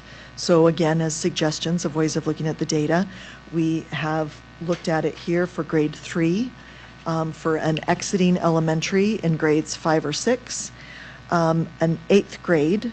So there are our middle school schools and programs to see that one, and then in grade 10. So those are, oops, what, I'm sorry. I'm still on that slide right there. We're looking at, yeah, it is. Yes, but they all look the same. It's all this one, right? All we've had a natural break. I just want to know, Glendale is on here on this K-6 school, and I'm assuming that's just a Just the mistake. 6th grade. It's okay. Yeah. And then they the have only 6th other grade. thing that I don't understand as we're navigating the charts is I get the focus on 5 is the dark blue based on the first chart, but what is the criteria again for focus on 5? So it is Acadians proficiency and growth, which are the first two, the kindergarten assessment from beginning of year to end of year, the KEEP, and then 3rd grade RISE. And so the reason why we would see them not sequential in a 5 is Mhm. because it's based on this Multi- variety of measures. Okay, Yes, got it. yeah, exactly. Thank you. Thank you for asking that. Oh, I did have another slide. I'm sorry. Yes, so we just looked at this, that we could also look at this in the secondary. So again, what we've provided for you is just a look at grade 8 and a look at grade 10 for those programs. We also have a way of looking at it, and I'd like to just point out, oh, I'm sorry, this is, your paper is wrong, it should say 12, but anyway, the paper has K through 12. But each school would receive this by not only grade, but they could also look at this by classroom. So at a district overview level, this is what that would look like. But of course, this could break down by school as we looked at this. So when we look at that, we see some wins. We are very close to that district target now in our elementary or our lower elementary grades. And we are continuing to work, and as we implement a new reading program in the secondary, we're hoping that we'll continue to see that growth moving through high school and beyond. And then, of course, our board has always asked us to provide that information broken out by demographics, so we could look at that as well. So the chart on the left is K through 6, and the chart on the right is 7 through 12. We just did that for ease of looking at 1 million numbers together on a slide. But again, schools would receive this or be able to look at this and set goals around closing the achievement gaps. The superintendent spoke this morning to administrators in our district about looking at and closing those gaps so that all of our students are meeting that 70% proficiency. So those are some of the ways that we have thought about coming to this data and evaluating student performance in literacy. Do you want to discuss now, move on? Shall we? Yeah, do we want to discuss them one at a time? I think we should discuss them one at a time. Any questions from the board? I do. Dr. Hall was very nice and has already responded to many questions that I sent via email. So a lot of the things I had earlier over the weekend were clarified for me. But the most important thing I wanted to talk about was already referenced by Dr. Grant, which is that we don't come up with these goals because we're the educational leaders who are going to manage teaching them. It's because we want to make sure that those leaders have the funds for what is most critical. So if I'm thinking about it through a academic lens, we can have a very engaging conversation about what it means to give teachers this information, how they receive it, how it changes what they do in the classroom. But we're actually just talking about what tools we fund for them to get to this place. And so I'm thinking about with the pre-existing literacy goal, this body funded a lot of tools like Lexia, which is on this consent agenda we just renewed, letters training for K-3 teachers, paying for coaching staff, and other tools. And so we've talked a lot in our meetings about how the tools are used, but as Dr. Hall mentioned, there's a data analyst working on some different ways we can visualize this. And one thing I think that would be helpful is data sets that measure specific tools rather than just how a school is doing. So we have this raw data that shows like how close a school is to 70%, but we don't have a direct comparison between a student who went through K-3 without letters and a student who now at the end of this academic year will have gone all the way through K-3 with letters, which would help us know, like we know there's evidence that the science of reading is real, but what we don't have is evidence that the way we're implementing it is making a difference. And so I think having those kind of comparisons could exist for any literacy tool that we have.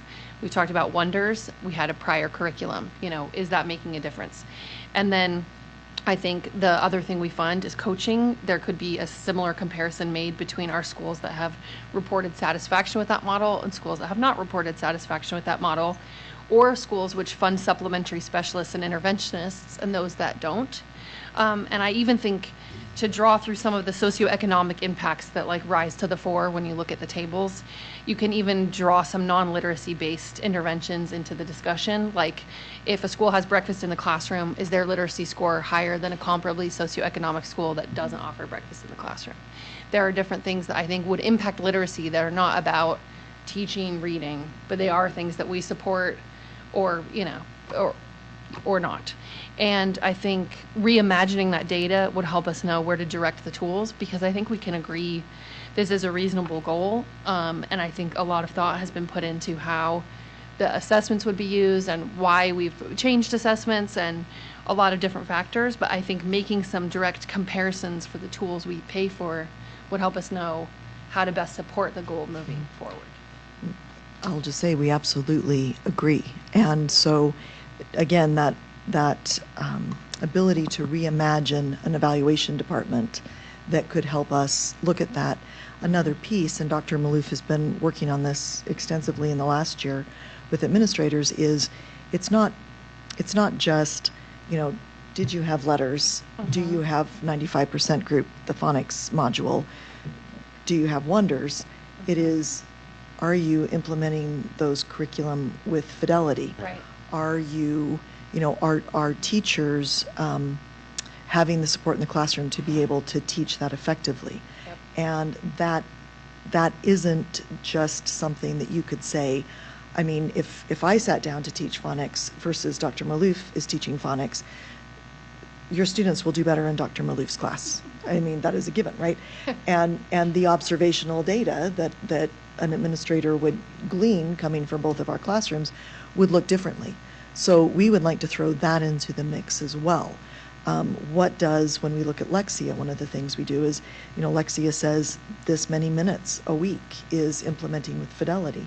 Is a student or school, and Dr. Maloof has been, well, I'm speaking for you like you're not here, but if a school is not implementing with fidelity, she has lowered a hammer, but does it very nicely, but she will point out that if this is a resource we're paying for, you're going to use it with fidelity, because otherwise looking at that and saying we're a Lexia district doesn't really mean anything, because we might be a Lexia district, but if we're not using the tool the way it was designed to be used, then that's not an effective piece to look at. So all of those pieces are things that I think we would like to look at. The coaching thing is another great example. We've started collecting this last year. We collected some extensive information that we've not had before about what coaches were doing in schools, how they were working with teachers, and we're looking at some correlations between teachers who are meeting growth or having proficiency and how schools and individual teachers worked with coaches. Did they work a lot? Did they work not very much? We're also looking at things like national board certification. Is that a difference? Do students do better in reading in classes where a teacher has a national board certification? Mm-hmm. So I think as we're able to put those things together, we would like to bring those forward to the board and say, here is the result of where your money and your resources have been placed, and this is where we think we should have we should have more, and here's where we think maybe, I always think about that educational researcher who said once, we always say that money won't change things, but have we actually tried that? I mean, I look at Alan when I say this, but he literally, have we just flown a helicopter over a district and dumped money? So not your money, but money from the sky. Have we ever just dumped money out on a district and looked at that and said, is that the thing that solves the problem? And partly it might be. I mean, that's what we would really like to be able to answer. I want to call out too, if I may, on that, because you were raising it to this grade level distribution chart that shows that the lower grades have shown some improvement. That's not just an investment of letters, which is quite new, but an investment the board has given to literacy over the years, focusing on that K through 3, where I think that attention and resource focus makes a difference on what's happening. So thinking about that and growing that across the grades, I know we have Highland's principal here. He has been working on reading at the secondary level there at Highland, and it's one of the things we're trying to grow into the district generally, is an attention on reading in those upper grades. So I did have a follow-up question, just because Tiffany Sorry about mentioned it. that. Is that okay? I don't want to go, but then I'll be done. That what you were saying made me think about how outliers are addressed sometimes in this, because one thing I worry about when we have like a very broad goal is a school that is overall doing really well will try to intervene on a group of students who are largely proficient to meet a number, even if, the experience says such and such student has taken the RI, which is no longer the test you use, but they took the RI and they didn't do so great, but I have no problems with them in the classroom. I kind of think this test was an outlier.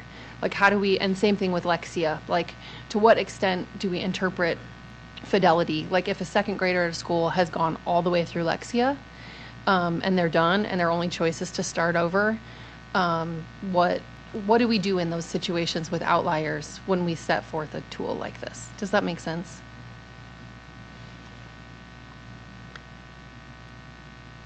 Address the Lexia Please. part. So one thing with the Lexia part, and maybe this isn't going to address everything, but there used to be a piece in place with the state, with Lexia, of percentage participation. That is no longer part of it.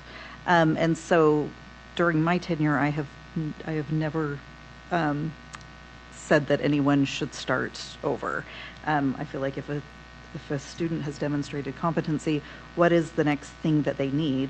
And it's probably not going to be Lexia if they have passed out of it. So is it something with math during their computer lab time? I mean, anyway, so I want to clarify that I believe that did used to be in place some places because they wanted to make sure that they were doing that, but that has not been in existence for a few years. And if that is still happening, I'll make sure that my coaches know to spread the word to please don't have a fourth grader start over at the lowest level. But they can go so fast. And I think, to the other part of your question, I know that often happens, that there are students who perform very well in a performance task, but maybe it's a test anxiety, maybe they don't like, maybe it was a bad day. We know that no one assessment is perfect for every student, and not even every day. But I think that's why when we look at the data at a district level, we're really looking at a whole, right? And so I wouldn't bring one particular second grade classroom here and say, wow, but this one right here is an outlier. Like, he's been doing really well in all the Lexia, but he scored extremely low on the Acadians. Where a principal, in talking to a teacher, might say, what do you think happened here? And that teacher would have an answer. And they would be able to say, I really do, I mean, the test is the test, but this isn't an accurate representation of what the student can do. And I think that's another thing when we look at grain size with, what we're talking about. That's an important grain size for a teacher to be able to talk about, in their PLCs with a grade level team, with a vertical team, with their administrator, But when we look at the district as a whole, then we would be looking more at that trend line of where are most students with that. Because you're right, yeah. Chrissy. Thank you so much. I've been looking forward to the two of you being here, and really talking about this literacy goal that we engaged in saying yes is important, over the last 10 years, in our district. I think that maybe, Dr. Hall, that my next career after I leave the board will be to figure out how to rain down dollars on targets. Right, just get that helicopter license. Yeah, and- I'm thinking about that. How do I make that happen? So first, I think that for me, one of the most important pieces that you've talked a little bit about is that data-driven decision-making process and how important that is. For me, looking at, and Ashley alluded to it a little bit, is cohorts, and with letters, obviously, this is our third year going into letters, right? Fourth year going in. So now we're going to have this amazing base, right? Where you can look at that cohort, like she talked about, starting in third grade, fourth grade, fifth grade, and you can follow that student, and really see that. And that's exciting to me. It should be exciting for this board, to be able to say, okay, we're really going to be able to make some data-driven decisions. And when I think about that, I think that the action steps for me is, obviously the rating down of money, but it's about people and professional development. Those are the three components that we really need to help kids be successful. But the other piece that we don't talk about very often, and I'm just wondering, it's not something that I think you can answer now, but to really figure out how do we interlace family support, into this job that we're trying to do to help kids, read proficiently. How do we provide either some tools, into the home or at the school in our after-school programs, that you're really looking at those components, because I've always believed, and you've heard me say this many times, that our after-school programs and our resources that we provide for our families are not babysitting services. They really are services that we want to help kids be successful. And so be thinking a little bit about that, and when we come back to that, it would be really interesting to talk about that family support piece, of how we interlace that in. So again, I know you're probably not going to be able to answer this. I know you're already thinking about, but these are my two questions that I would like to see, as we come forward. So I think it's amazing to have a goal of 70% by 2029. But what resources do you need? What dollars and money do we need to reach that? To really look at what are those components that this board, that, our business administrator, your department, our, right down into the classroom, what is it that we're going to need for dollars and people, in order to reach that goal? Because that's pretty big. It's a big goal. And it's not that I don't think that we can reach it, but what do we need? And the second part of that is how do we, again, infuse money in order to lift our Focus 5 and prevent any of our other schools into going into that category and being identified as low-performing schools. I hate that. I hate that tag that schools get. So how do we prevent that? What are the people? What are the dollars that we need to get those Focus 5 up and not have anybody else ever be identified in that way?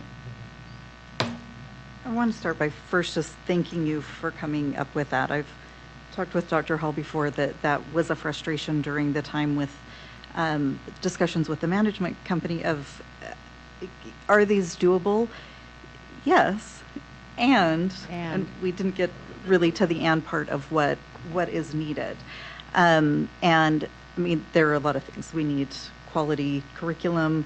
We need specific professional development that really supports the needs of schools and grade levels. And then we also need administrator support and training and family as well. And we are doing all of those things. And the only way to do them more intensely is with additional personnel. So specifically to the Focus 5, one of the things that is part of the SB 127 requirements is that 2 times a year, someone from the state and myself, we go with the school administrators and the coach, and several of the area directors have been able to come. Dr. Hall has come before, and we do observations of the classrooms, and we give feedback. We specifically look for, what is an area that we can give as a commendation and a recommendation. And then from there, after we look at what are some themes that we saw in the school itself.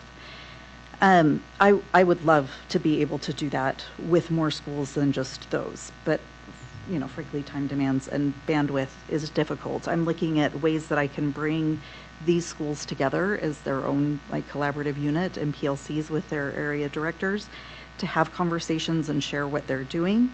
And I believe that will lead to larger conversations among other elementary administrators. It would give the area directors tools that they could go and do. And then if I could go just do some of those observations. So for example, at Beckman during our mid-year review, and we were also looking at data, and we identified a couple of grade levels, and Principal Teeter said, he said, it looks like these grade levels, what can we do?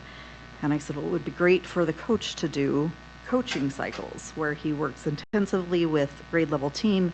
He's in there modeling, then it moves to co-teaching, then to teacher support. And as you can imagine, there are some teachers who would be very excited about that and some that would be really reticent. But because it came from the administrator of this is what we're going to do, this is how we're going to reach our goals, and this is the support in place, everyone participated. It actually went really well. Then they moved to their next priority. But it's the time needed to have those conversations and to really look at an individual school and where they stand and support. So for me, that comes down to people. My time there, but also then the coach being able to be there for that time, because he was the key. I mean, we know that teachers can do the research and they can do, but they have other things that they're doing. And so having this person with this specific content expertise that can go do that research for them, that can go find the materials, and then come in and say, here we go, is really a gift that helps them in their planning and their own sustained learning. Well, I think, and I'm sorry, Board Member Anderson isn't here because this would speak to one of her questions, but in looking at the 127 schools, they do have that additional coaching, and Dr. Maloof has finagled her resources so that you have some extra support at Mountain View as well this next year. One of the things that we have heard from schools is that they love coaching, but they wish it was full-time. Like they would like a full-time math and a full-time literacy coach. And so we're going to look at that this year at this school and say, what does having this full-time person there to do this work with you, does that keep you from that category?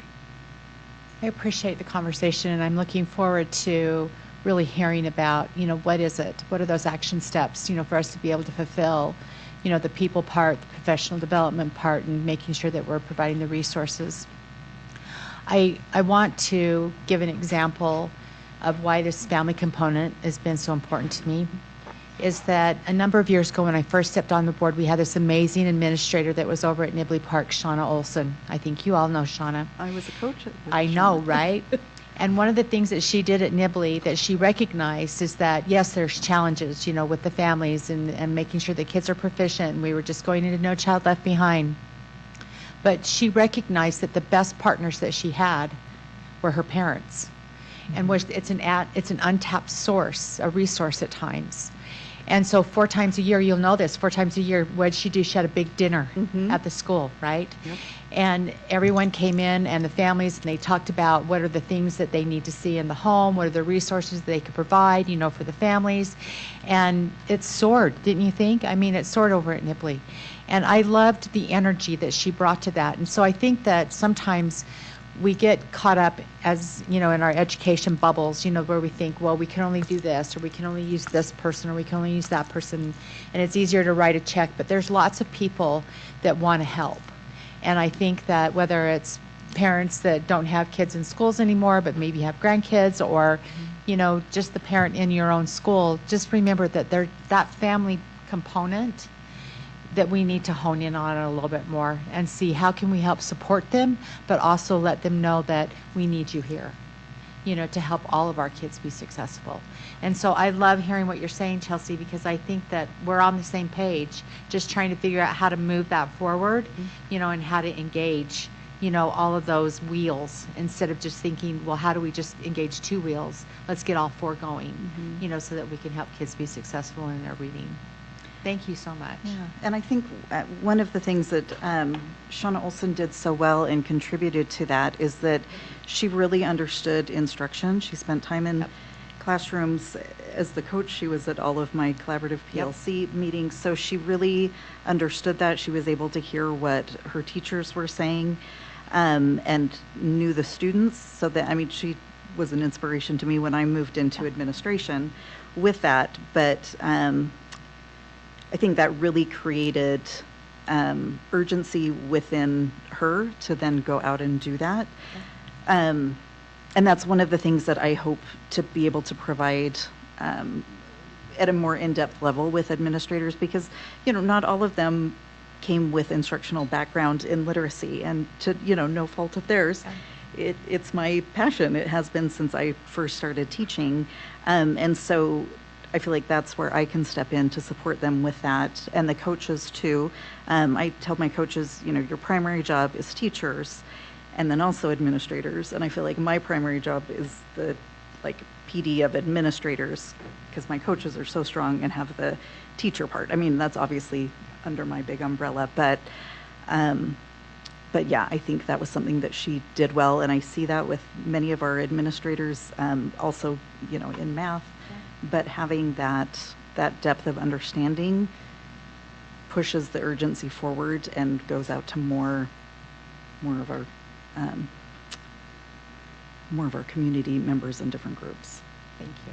Thank you. Right. I appreciated the opportunity that I had to come and visit with you, and I think I expressed some of the same concerns that Board Member Anderson was talking about with the data. And it was nice to have the data analysts there and to hear you explain how we can start addressing getting some data that would show us, and like Board Member Sweat said, we'll now have a cohort with letters. I think that it's really valuable that we do see coaches, what that has given us. I gave you my laundry list, letters, coaches, then 95%. Well, I said phonological awareness, that piece. So thank you for using that data analyst. At the same time, when we look at the growth, I appreciated your saying, because the first thing that we looked at, what we're talking about is the 70% goal. But I think the growth part is a really important part too. And I'd like to hear a little bit more about that growth part. The next graph that we went to showed that growth. And that's something that we really need to celebrate and acknowledge, is the growth that occurs in a school. When we hear that 70%, I'm just thinking about those schools that are in demographic locations and other situations that is very daunting, that 70% goal. So we also need to have that other way of recognizing and celebrating the growth that is occurring. And then finally, I appreciate the part where you're talking about the observation. We talked about this a little bit too. We did. Okay. Observation / evaluation. I know that it's really hard to separate those. I'm thinking about classroom experience. It's, again, draining for a teacher to always feel like they're under this lens and, okay, here's one more observation evaluation, okay? I hope that the way that those observations are occurring is a way where it isn't, okay, here's the principal who also does my ECAP evaluation in there wandering around. And I mean, I'm not saying that principals should not be in the classroom, but what I am saying is it's nice to have another way that someone else could be evaluating that isn't the individual that does the ECAP evaluation. Yeah, I had an experience yesterday, and it made me think about our conversation about this. I have a coach who is new this year. She's been a teacher in our district, and my staff came back on contract yesterday, so we're planning for our PD with administrators this week and with teachers next week. And we started talking about the observation tool and what we're planning to do this week. And she said, you know, I don't think that I have ever had a post-observation meeting with an administrator where they have given me like really specific content feedback. And I said, that is exactly why we're doing this. Our ECAP is very broad, and I think some administrators worry that they can't veer from that during the conversation. You know, I mean, there are a variety of reasons why they might not. And I said, but this is the tool to support that conversation in a specific content area. And it all comes back to the importance of conversation. As far as whether it's, you know, supportive or evaluative, I think that comes down to relationships with, you know, from the administrator. And as we talked about, coaches are able to use this tool as well. I think a lot of teachers have really formed strong relationships with coaches, so they'd rather have them come in first before an administrator does and gives them feedback. And, you know, these are the things that might be looked for. And also, I mean, a lot of the time it's the celebrating. I said to this teacher yesterday who was now, she's still a teacher part-time at her school and a coach, and I said, it's also, as an administrator, hard to give feedback to someone who is doing something really well. And I experience this kind of floundering a little bit. So having that tool with very specific things, I can talk to, hey, I noticed during this time you did this, and your students, all of them seem to be responding. They were all doing this really well. Tell me more about how you got them there. Versus just, you know, something generic of, your students all seem to be engaged. Because it's hard to do that with teachers who are either earlier in their career or have some more areas for growth. It's easier to kind of hone in on those things, but to like push our excelling teachers even further, because they're, you know, they want to grow too. They want to keep going and keep doing better. But I did think of that conversation with you when she said that of this is exactly why we're doing this, so that you can go through that evaluation process and feel like your administrator knows what they're looking for more specifically. Because I've heard that from teachers too, like, I'm doing this training, but I don't think my principal would know to look for this. That's where I come in. I'm trying to help them and give them those things of, this is a really important thing for teachers to do. You'll probably notice all of them doing it. Talk about it. Like, it's a great thing. It's a celebration. Well, thank you for reimagining this observation and working on having it be a conversation and a learning opportunity where we're sharing strengths. You know, one teacher has one strength, another teacher has another strength, that sort of thing. Thank you for your time on literacy. I will pass it on to Dr. Buendia to talk about attendance. Thank you.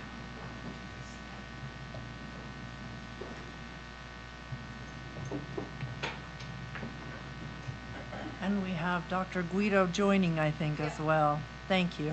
I went ahead and invited Dr. Robert Guido, our Director of Educational Equity and Access, because he has been leading this work. Good evening, everyone. Thank you. Hi.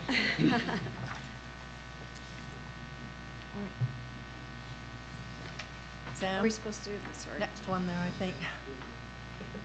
Thank you. Oh, thank you. Oh my gosh.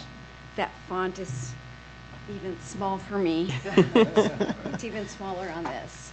Okay, so we went ahead and revisited the national statistics. As you can see below, our source is Attendance Works. It's an entity that really tracks research related to effective and evidence-based practices that really has been successful at reducing chronic absenteeism.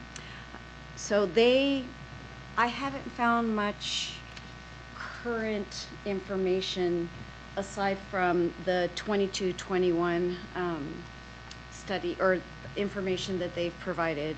They have something as recent as 22-23, but it's specific to the states. And so as we are able to find that, we will provide that for you.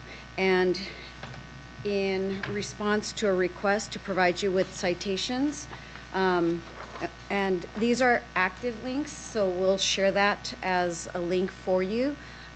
Once we send that, then you can actually, there's a below, this isn't the only research, so below, when you hit their website, it'll give you more citations and you can link directly to the primary source. So as you can see, a student is considered chronically absent if they miss 10% or more of the academic year. And I actually saw something today that increased it in terms of our legislation. So Board Member Anderson asked some really great questions, so it really piqued my interest to look into it. And so some of our legislation actually identifies it as 20%. And so I just saw that today. So nationally, again, we've shared this information. We have had chronic absenteeism. So if you think about that, 20 or more, actually it's 20 or more days. 14.7 million students in 2021, so during the pandemic, from 8 million pre-pandemic. As we heard, right, if students aren't in class, they're not learning, so learning loss is obvious. And in terms of the literacy conversation that you just had, it's difficult to make up, that lost literacy development. So any amount of instructional time contributes to low academic achievement and has adverse impact on student well-being. And I think, unfortunately, it's something that it's kind of a duh moment, right? We all know that. And so now it's really about trying to address how we reduce chronic absenteeism and significantly increase this culture of going to school every day. So that's what we're working on.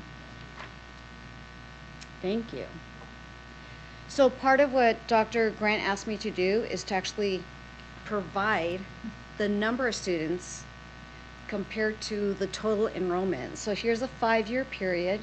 So as you can see, during that year of COVID, we had right around 6% of our students were identified as chronically absent. So that it's 1,220 students of the 20,000 or a little over 20,000 students that we had.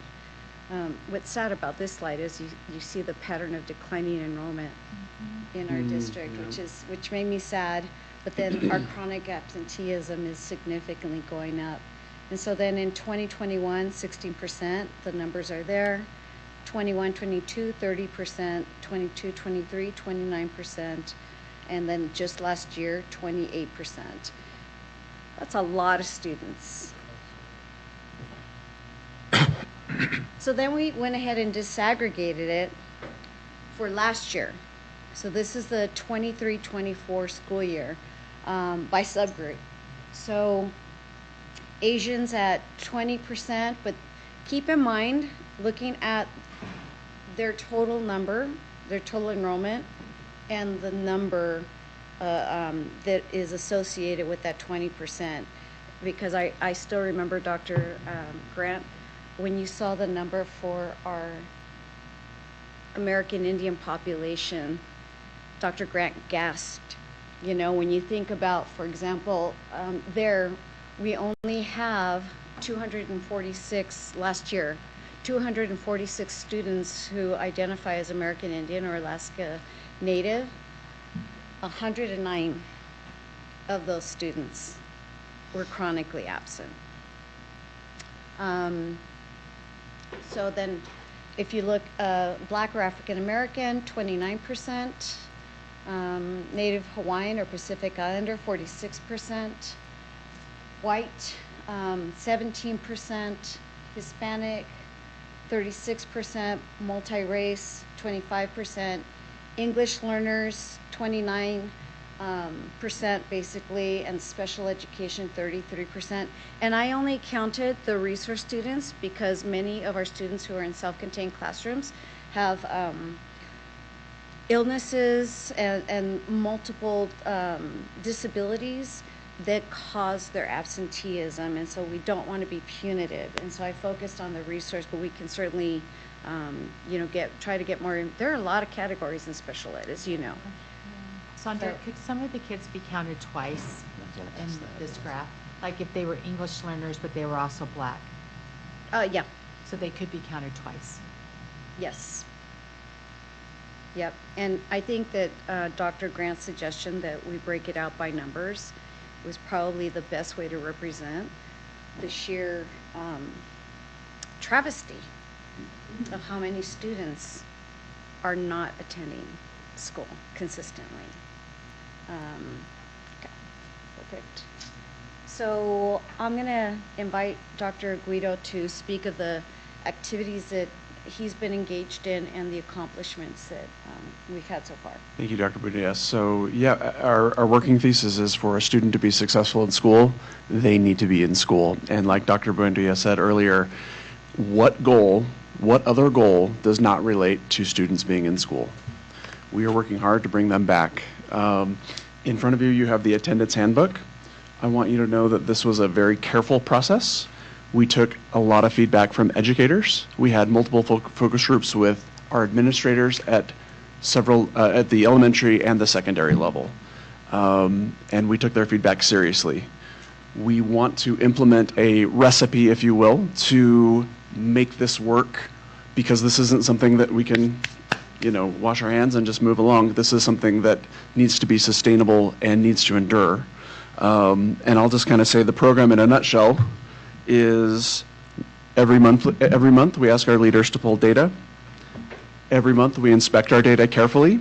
I, like Dr. Hall earlier said, we put names to the numbers. We humanize. And then we take it to our SSCs. Our SSCs are these deliberative bodies that can bring more knowledge to the table. We then focus on root causes. That's in our handbook. We include our families. We assign interventions appropriately, and we record those interventions. Oh, sorry. Okay, so with that said, what we are recommending that you consider as an attendance goal is to, and I based it on the way we wrote our social and emotional learning goal. And so, you know, provided, you know, what we're hoping the outcome will be. So the Salt Lake City School District Attendance Handbook provides tiered interventions to address absenteeism at every level of concern and severity.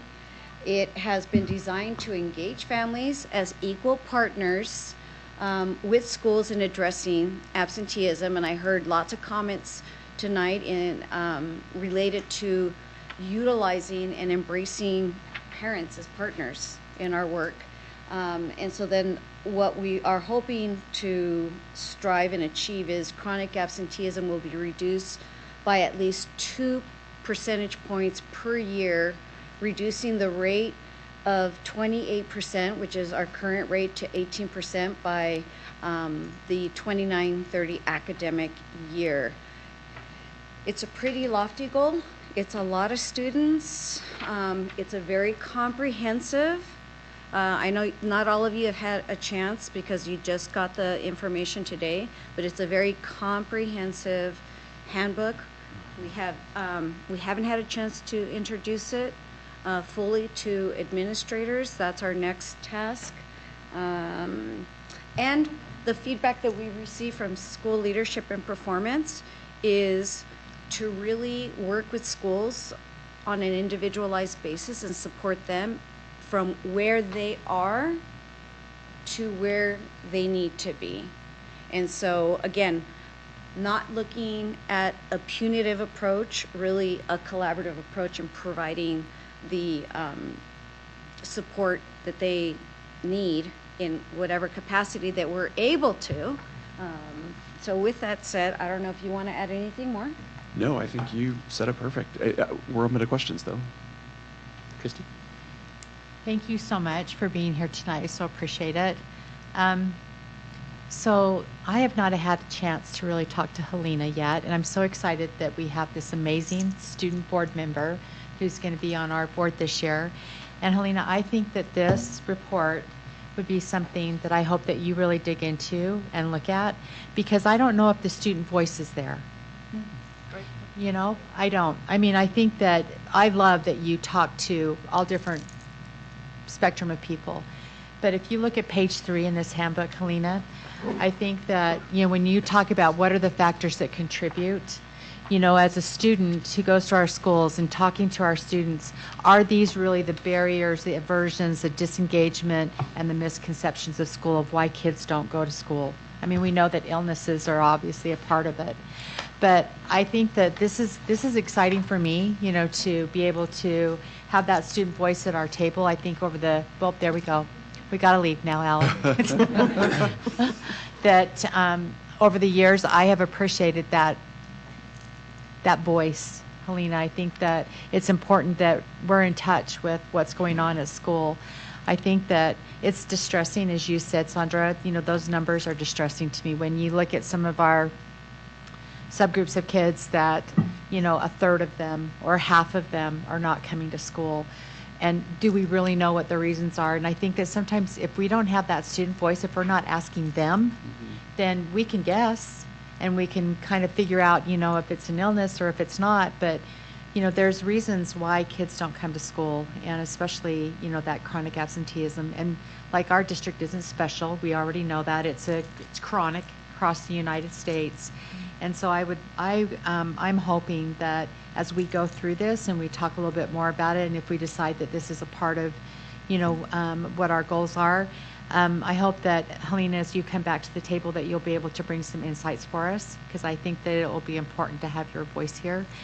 I think that for me, that would be the question back to you, is to say you need to make sure that you have a space for kids to be able to talk about why they're not coming to school.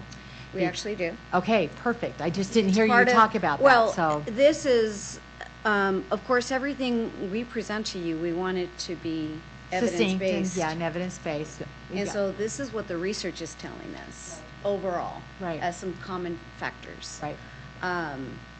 We have, as you go through the handbook, in the tiered interventions, we're inviting students and families to be a part of the fact-finding process.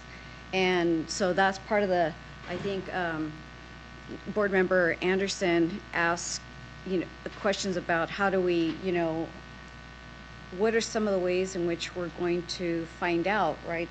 And I'm probably not paraphrasing it as eloquently as you stated it, but this notion of, you know, being really intentional and working with our leaders and teachers to be able to build the infrastructure within their school to embrace families and students as part of the fact-finding mission and problem-solving process. Right. And so that's the SSC component of it.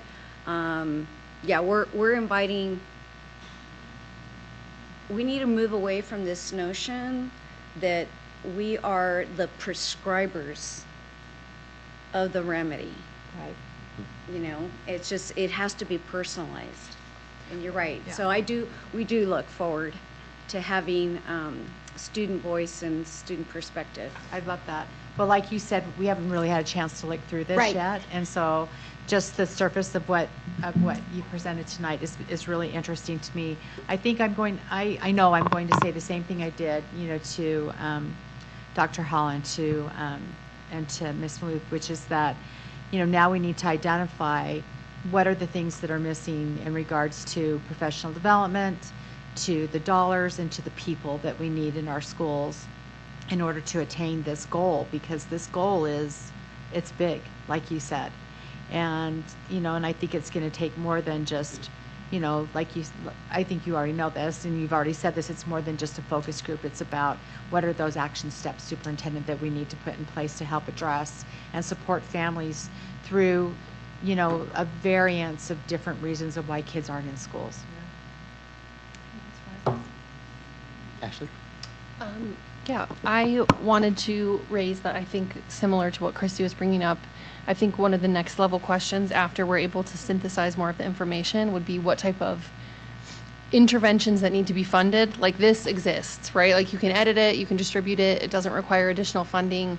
We can see what kind of difference it makes, but also to know if down the road there are things that staff would think would be linked to this goal, such as like funding Panorama or a similar type of software that measures engagement. Like, students use an ID card and if they've checked in at sporting events, if they've checked in at, after school clubs, like whatever it is, and we know that they're engaged, even if they may have absences. I say this because I just pulled up Power School, and one of my kids is on the cusp and the other one is chronically absent. And I'll tell you, they only missed for 3 reasons: being sick, required sports tournaments, and a bullying incident in the classroom. So if you only missed for those 3 reasons, if I flip through the handbook, I say, okay, he got referred to SSC, which I think means Student Services Council, okay, which is different than SCC, right? Okay, so this is a group of an administrator and teachers who are looking at supporting students at every school.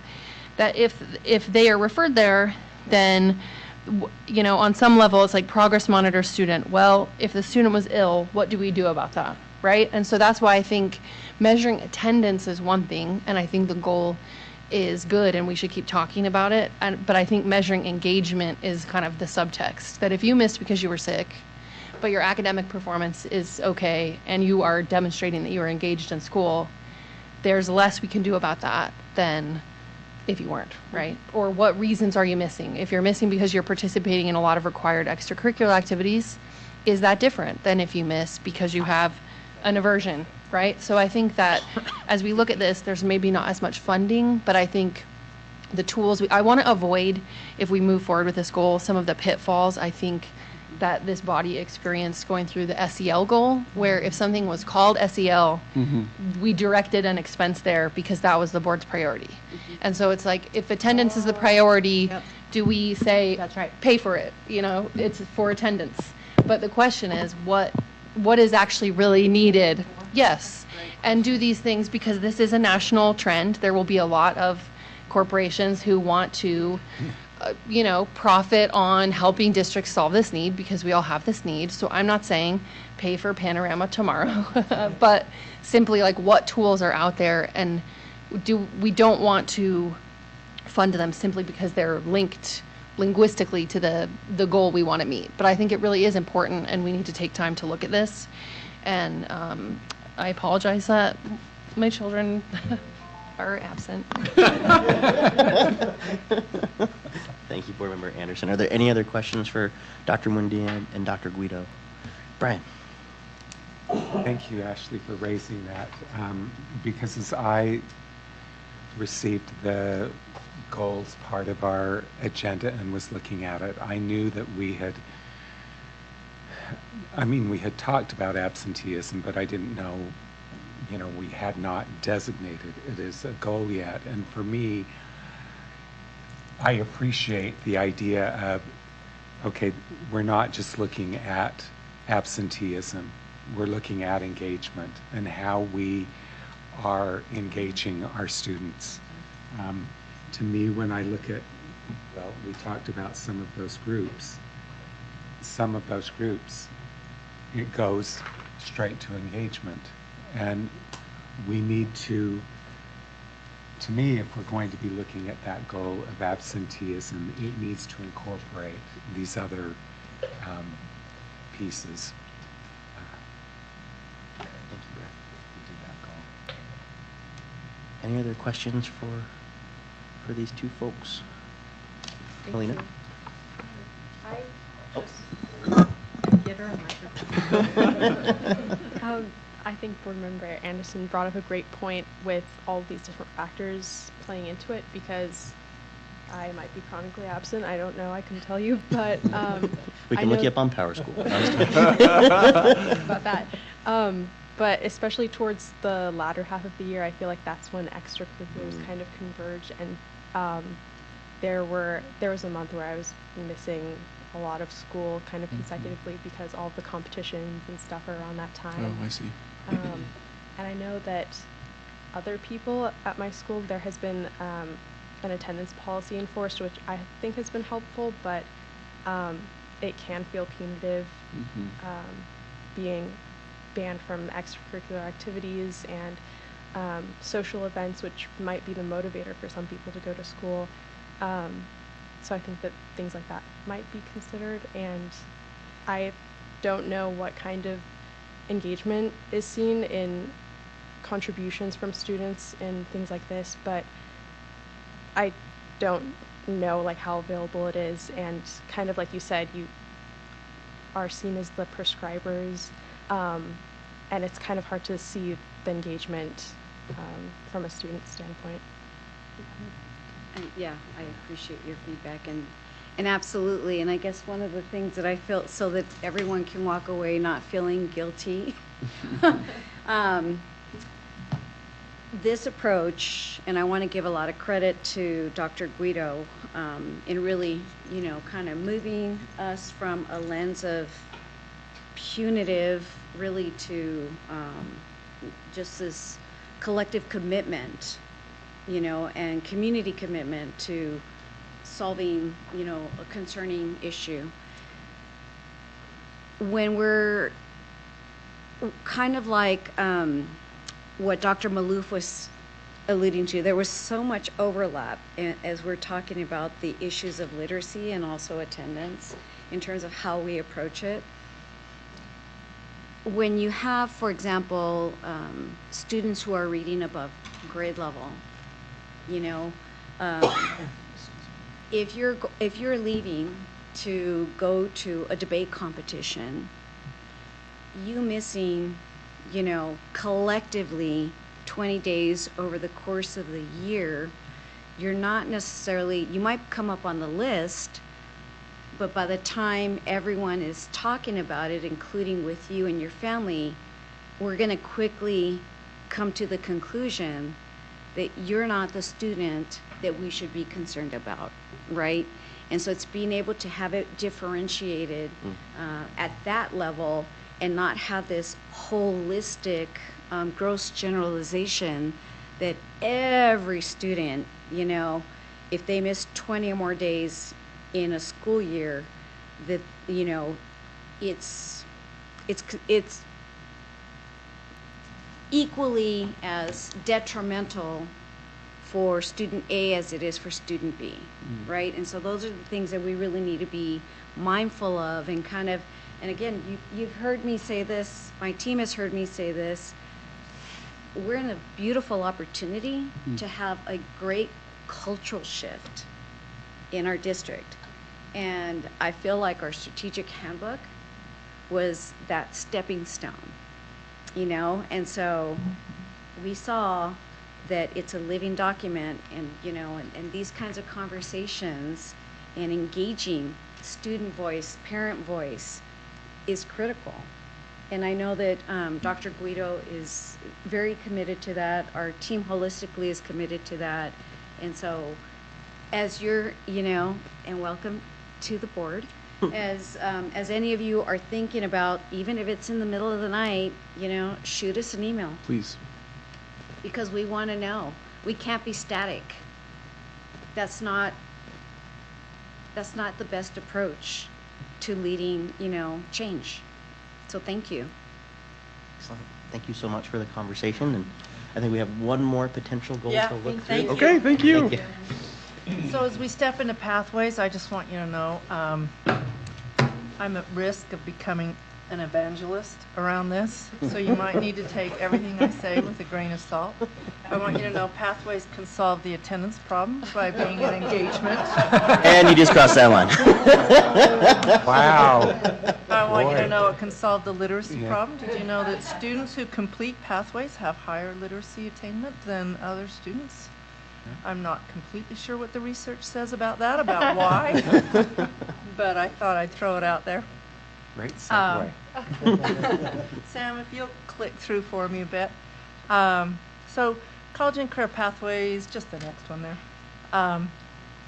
So the ones I'm talking about, what we're looking at here is trying to build a stepladder in a sense for students all the way through programs that give them a sense from the very beginning when they begin their schooling, their secondary schooling particularly, that there is a direction ahead for them, and what they're doing is building on itself.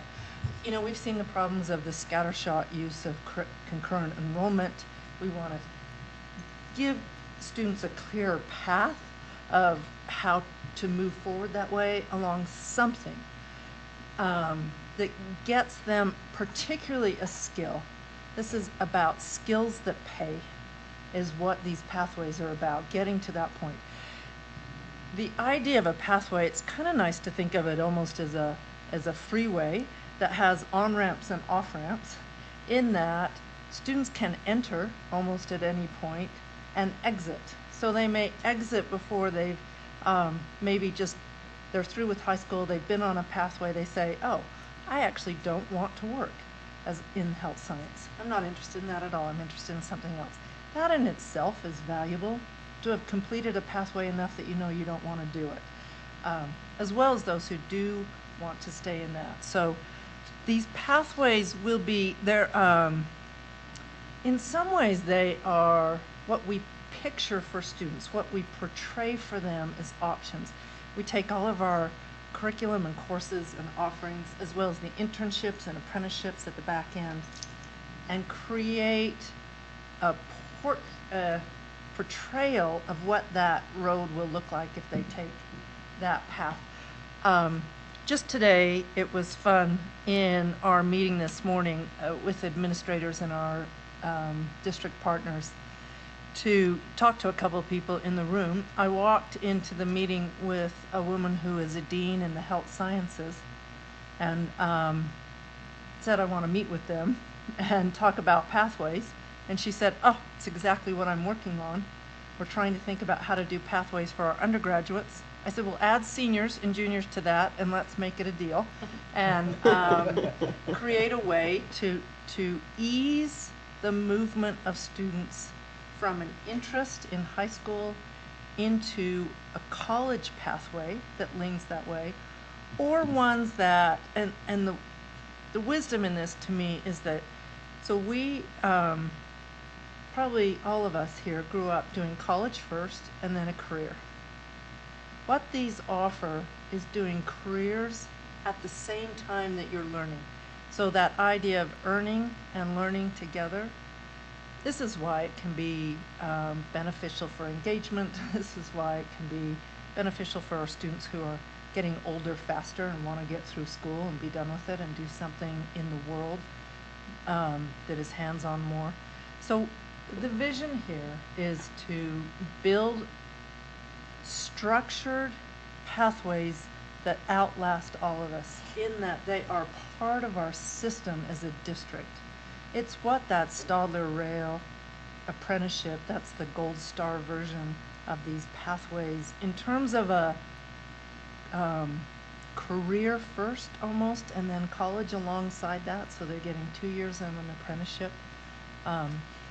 One of the, like this health sciences one, I said we're providing CNA, we're creating CNAs, our students are earning those certificates, as well as EMTs. So what does that mean for them if they're interested in health sciences? What's next? Our students need not stop at a CNA. It may be a nice way to get to earn early on, but the pathway has the value of having an upward trajectory through a career. it doesn't stop at just a job that ends, but it actually has a continual pathway. We talked with some partners there, that Granite Credit Union, who supports our awards to teachers and administrators who are leaders and teachers of the year. They said, you know, we would love to build a pathway around finance with the banking piece. And not only that, but we have an office that has all the back office jobs around marketing, around accounting, you know, all these things that you get into. In the same way, even gaming, when we were talking about esports, Utah Games, the program up at the University of Utah, is the best gaming program in the country right now.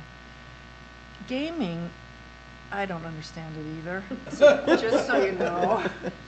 What was said today was all new to me about what the games are, but it is such a big deal that the gaming industry, as they move into it, just isn't just about coding and world building and building these games. It's about production and broadcasting, because they produce and broadcast competitive games across the country. And Las Vegas has one of these gaming venues. From that gaming venue, they can actually run an NFL football game in production and broadcast. So if you're interested in gaming, it's not just creating the games, it's supporting the industry that you can get involved with that way. So our goal is to try and build this in so that our students in 6th grade see those opportunities ahead and know what they are and can start testing them through their middle school years as they visit and get some exposure to what these things are, all the way through into high school, and then that link to that next thing. I would always want to get students at least a 13th year or more, just because it's so hard to earn much without that. But have it go all the way through. I mentioned this morning the hospitality pathway. We had the opportunity, Laura DeShazo, the CTE director, and I, to speak with the University of Utah business school team that's creating a hospitality leadership institute funded by the Marriott Corporation, that they want to help us build a pathway for our students that would be around hospitality and tourism, that could move from an apprenticeship and internship model in high school, as well as some learning, all the way through to the University of Utah. So that these can have a quicker end and off-ramp for students, or they can stay on and continue in them. So what we're looking at here is a chart that shows you start as a concentrator, a completer, and you move through all the way up into different degrees. These are the 4 areas. We've got the manufacturing, one version of manufacturing with the electrical and mechanical, but we're looking at growing that out some more. We're going to offer welding, of course, because our Highland welding program is probably one of the best in the state. Making sure that students have access to that as part of the manufacturing one. And they even learn how to weld aluminum, which is a skill that people particularly would pay for. From what I understand and talking to the instructors over at Highland, if students graduate from high school with this ability, they can earn $60,000 a year as a salary out of high school.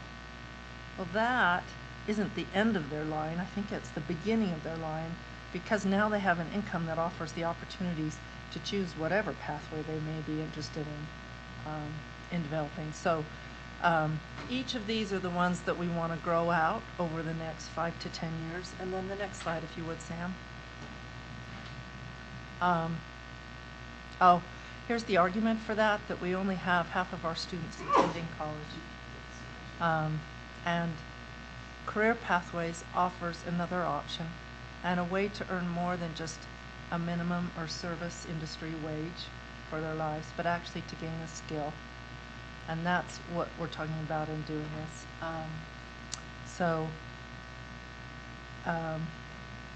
It helps with graduation. See, it's the cure-all. I tell you, it's the cure-all. These are the research nationally that career education programs have higher graduation rates, improved academic achievement, and higher rates of employment and enrollment. Our students themselves graduate at higher rates. And then the most successful programs are those that are tied to the local labor market, and the ones that we're building now are built that way so that they feed into the industries here locally. Next one, please, Sam.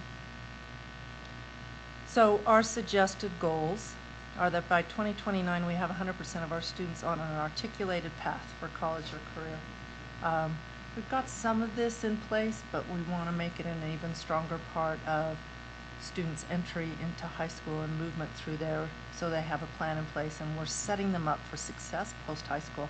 Some people argue that we shouldn't be held accountable for student success in colleges and universities. I think perhaps we should, or at least look at that to say, what are we doing to make sure our kids are successful beyond their time with us? And are we doing what they need? Why are we providing them what they need to move on?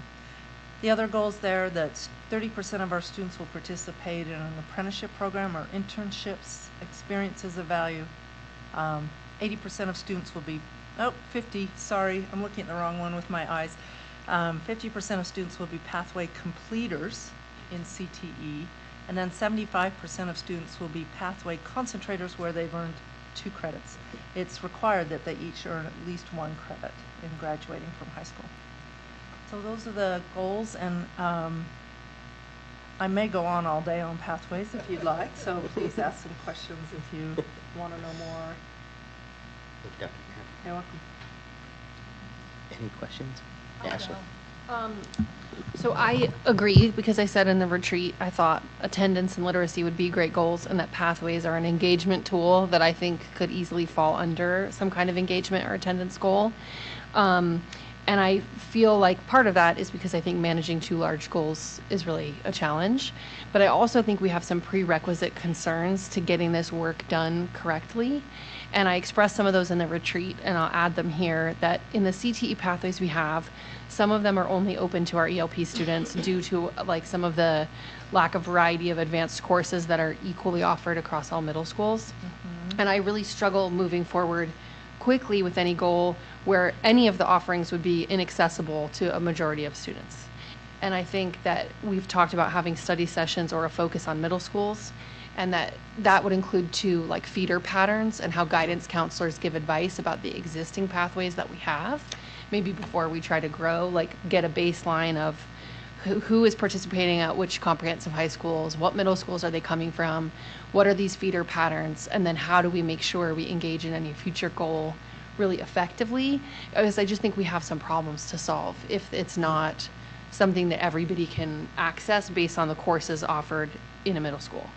And I also think the apprenticeship goal is one I would support more immediately, because also another piece of feedback about pathway completers and concentrators is that as schools have started growing them, I think there's been some tension with IB diploma families that has come to me, because that's, the high school I represent offers IB, obviously, where they were skeptical about why their students were having to register for pathways. And there was a lack of clarity about 1 credit is required, and that may be all that works in your IB diploma, but this is another option for you, and we'd like you to start on the pathway so you have flexibility later on if you wanted to change, as you brought up. I just think there's a lot of tinkering with how our current situation is rolled out, that we can solve some problems to then make sure the goal is very effective in the future, and maybe starting with the apprenticeships or things that are a little bit outside of that scope. The only other caution I had would be about the 100% of students with an articulated plan. That sounds really great because I want them to do that, but I worry about how it may become a compliance task for administrators to submit that every student had a plan if we can't, after they graduate, measure how it worked. Do you know what I mean? Like, I don't know if we have a way to know how many students went to college, if it's all self-reporting. Just, I think there's a lot more I have to learn about that. There are ways to, oh, sorry. Are you Oh, done no, there, I'm, Ashley? yes. So the college attendance we can get if it's local universities particularly. We can get a look at that. One thing to think of in this, pathways need to be built. One of the reasons to bring this to the board is we need resources in order to build pathways. They are, they take a lot of partnership and engagement. It'll be working with industries, like, I mean, even if we take that, the manufacturing pathway, we've had to create agreements with 4 businesses, create the pathway to go through that, design the program that is the students' program through high school, work with the community college to get the courses right that way, and then work with the industry to make sure students could work in that space. So a lot of it over the next few years is building the program. It's doing those things you're talking about. One of the things I so appreciate of the team right now is their work across departments to do this.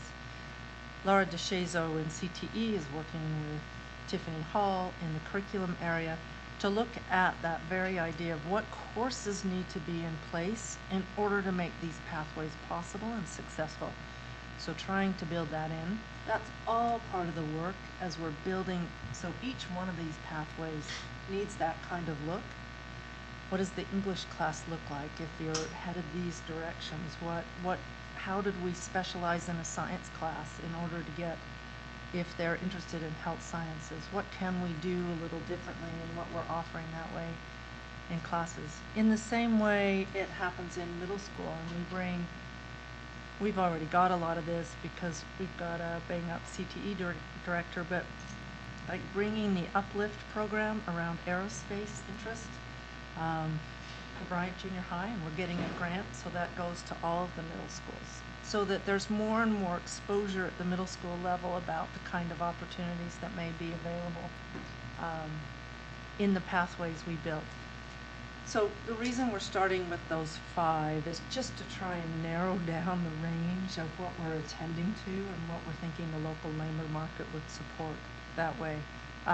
In the same way, if I can add with the counselors, it is over the next few years building in a system that works so that our counselors are really aware of what pathways are offering and are encouraging students to look high and reach, and also, helping them understand what are those prerequisites to get into that. All of that's part of making this a successful system. That's why it's going to take a few years to get this going.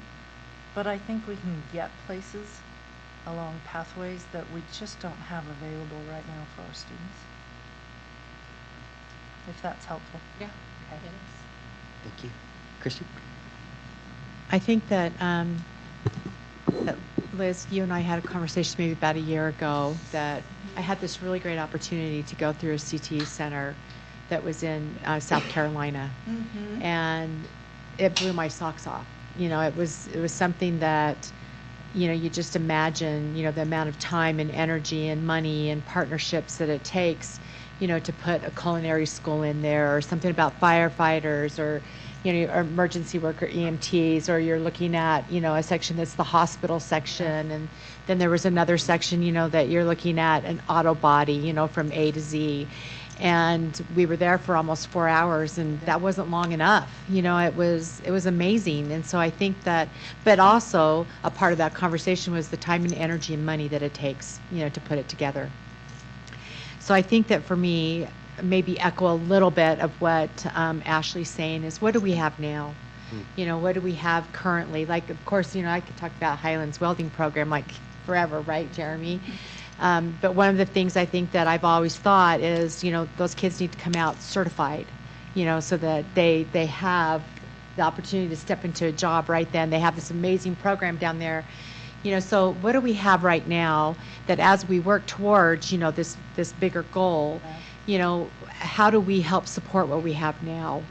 Because I think that even do we call it the health professions, over at East High, that's kind of, not that it's gone by the wayside, but it hasn't had a lot of energy, that's been put into it, for a while. I think that, when we begrudgingly made the 4 high schools, the 3 high schools align their bell schedule so that we can have kids travel back and forth to the CTE center, right, Jeremy? And so there's lots of those components that you have to think about. Where are you going to put this, and the equal access, and how are you going to have those things? And I'm not saying that it's that we should be looking at all 4 of the buildings that we closed, but yet you sort of, to be able to say, where are they located? Are they central? Are they specific in the area?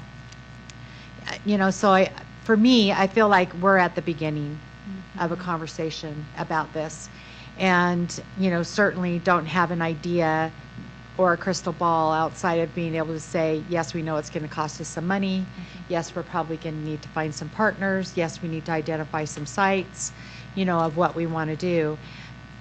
And and I think this is exactly what you're talking about, Superintendent, is never lose sight of the child, of the student, and getting them excited, about being in 6th grade and knowing, hey, maybe there's a component at the middle school, because we've got to be talking about the middle school component, because that's where all of these successful CTE components are happening around the country, where they're starting earlier. They are. They're starting in 6th grade.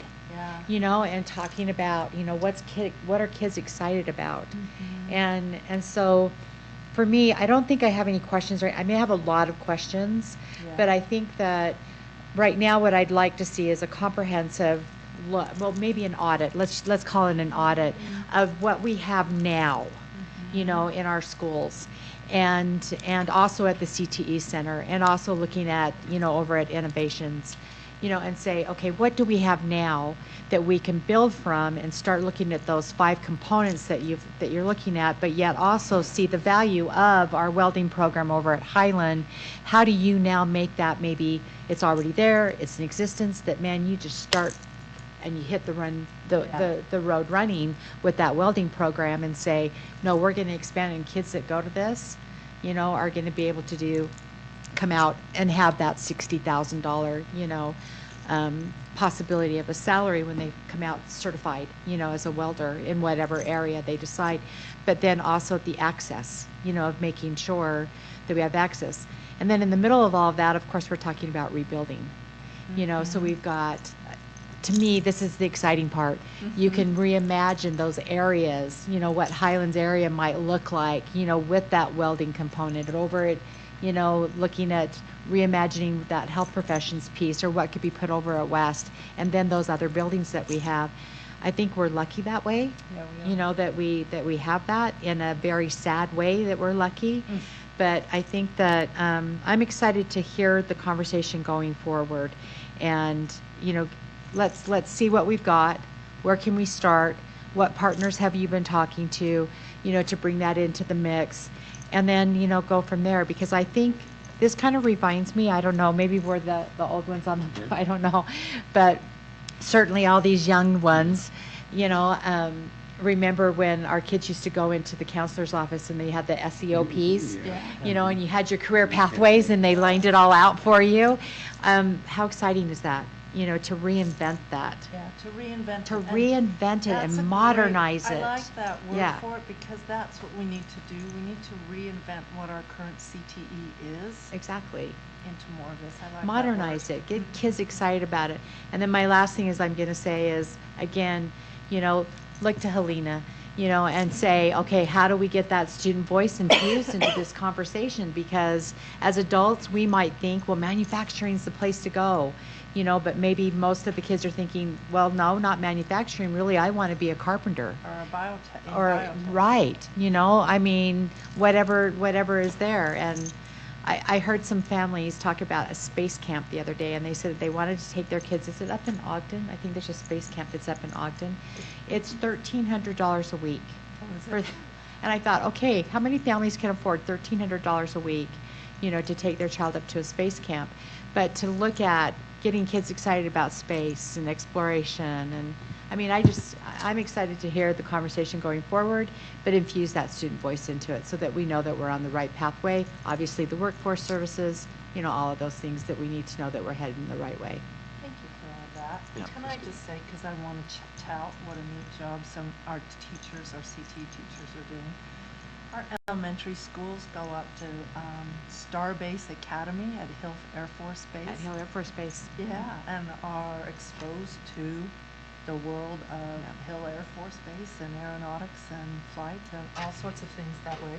Our middle schoolers had the chance with this uplift program to put on an astronaut suit, to play like they were driving Mars rovers with the VR systems, and exposure to that, and that there are opportunities that way locally that they can connect with.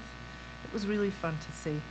I love that idea of kids being able to have experiences that they wouldn't have any other way but through Yeah. our schools, through our Yeah, but public for our schools. schools, that's exactly right. Thanks for that, Christy. Thank you. Then I have Vice President Williams and Board Member Jensen.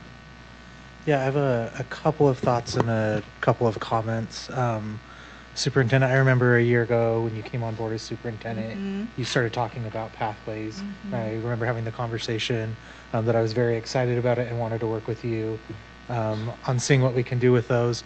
I have the fortunate opportunity that I get to see, you know, our students in our district come up to the university as an administrator at the university, and pathways has been something that I'm very interested in, and see that they work. And I can also speak for myself, as I remember, and as I thought about this is almost 20 years ago, but graduating as like a vocational scholar, and there was these different pieces of pathways in there, and so I got to try a lot of different things. So I'm very excited about it. I think I have a couple of similar questions though, moving forward.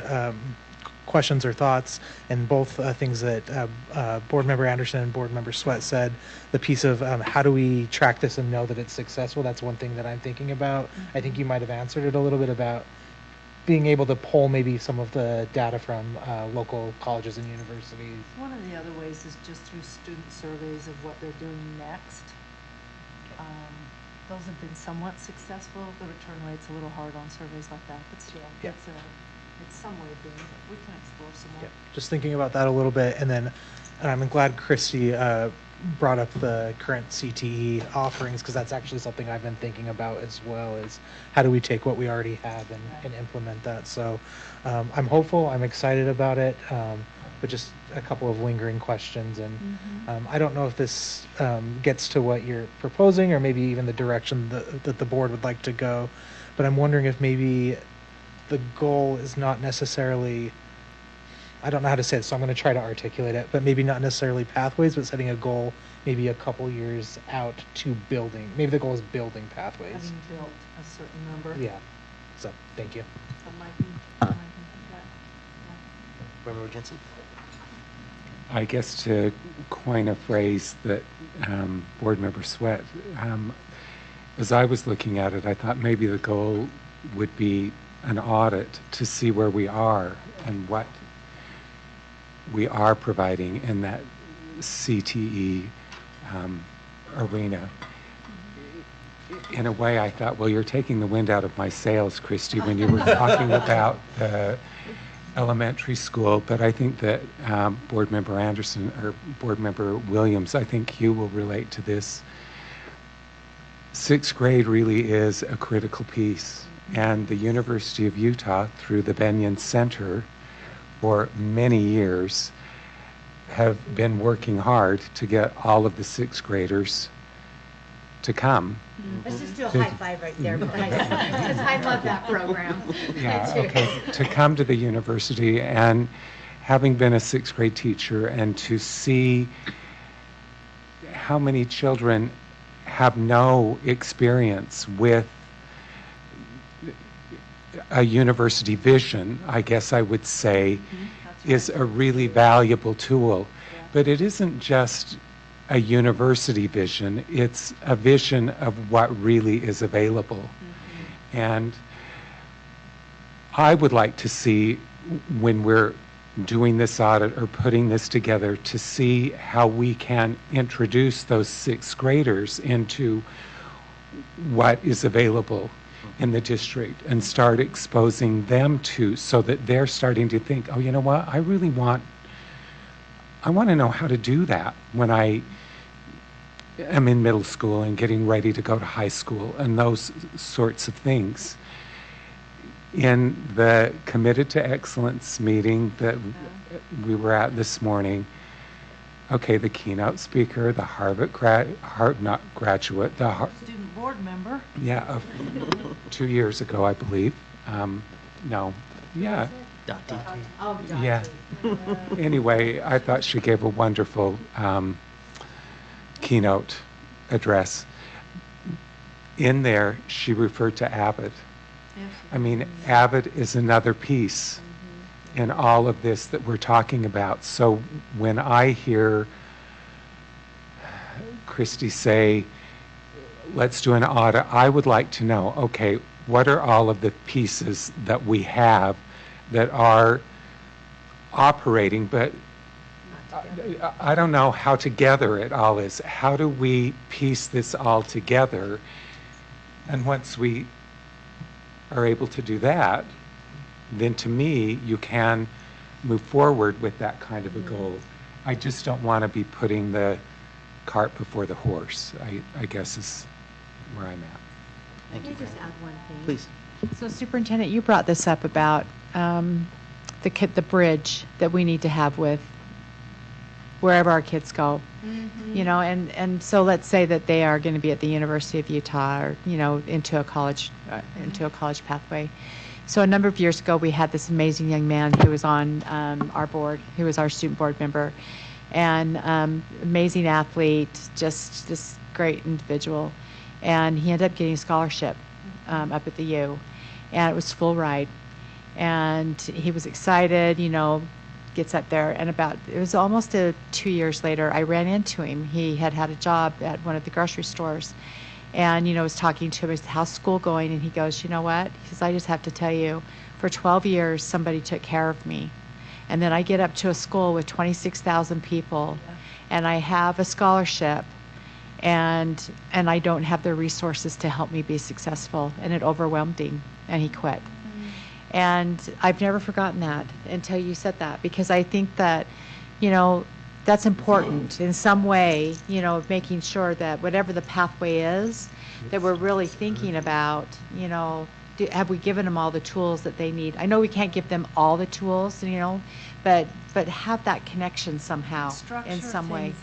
Yeah, that I don't idea know. of a bridge. Even now, thinking of students stumble over those early English and math courses as they enter to get their associate's degree. If we bring those into our district, where we have the resources and support to help them be successful in those classes, then we've just increased their odds of graduation. And so how do we structure ourselves to do that? I mean, on some of these pathways, I think we have to provide a 13th year of support. And maybe there's some way to get some funding to do that kind of thing. Yeah. Right. Okay, I just want to interject when, Christy, when you're saying that, but then also referring back to your comment when you say some detractors say, well, we don't know if we need to be getting them to the university, or, you know, what is our responsibility there?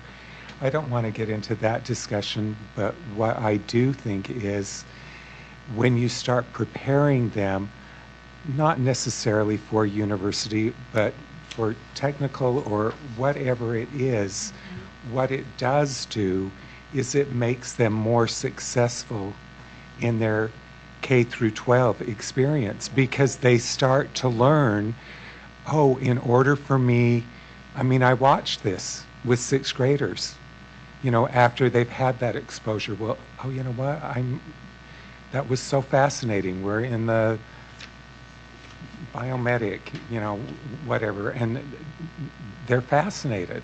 But then they start to find out, oh, I'm going to have this understanding. And then they start saying, There's a reason for their learning. there's a reason for why I'm doing this. That's right. That's part of that cure-all piece. Thank you. Thanks for listening to all that. Thank you, board, for the discussion.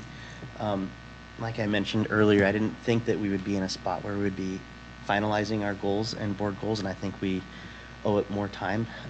And obviously, we owe ourselves the time to kind of let all of this information sink in.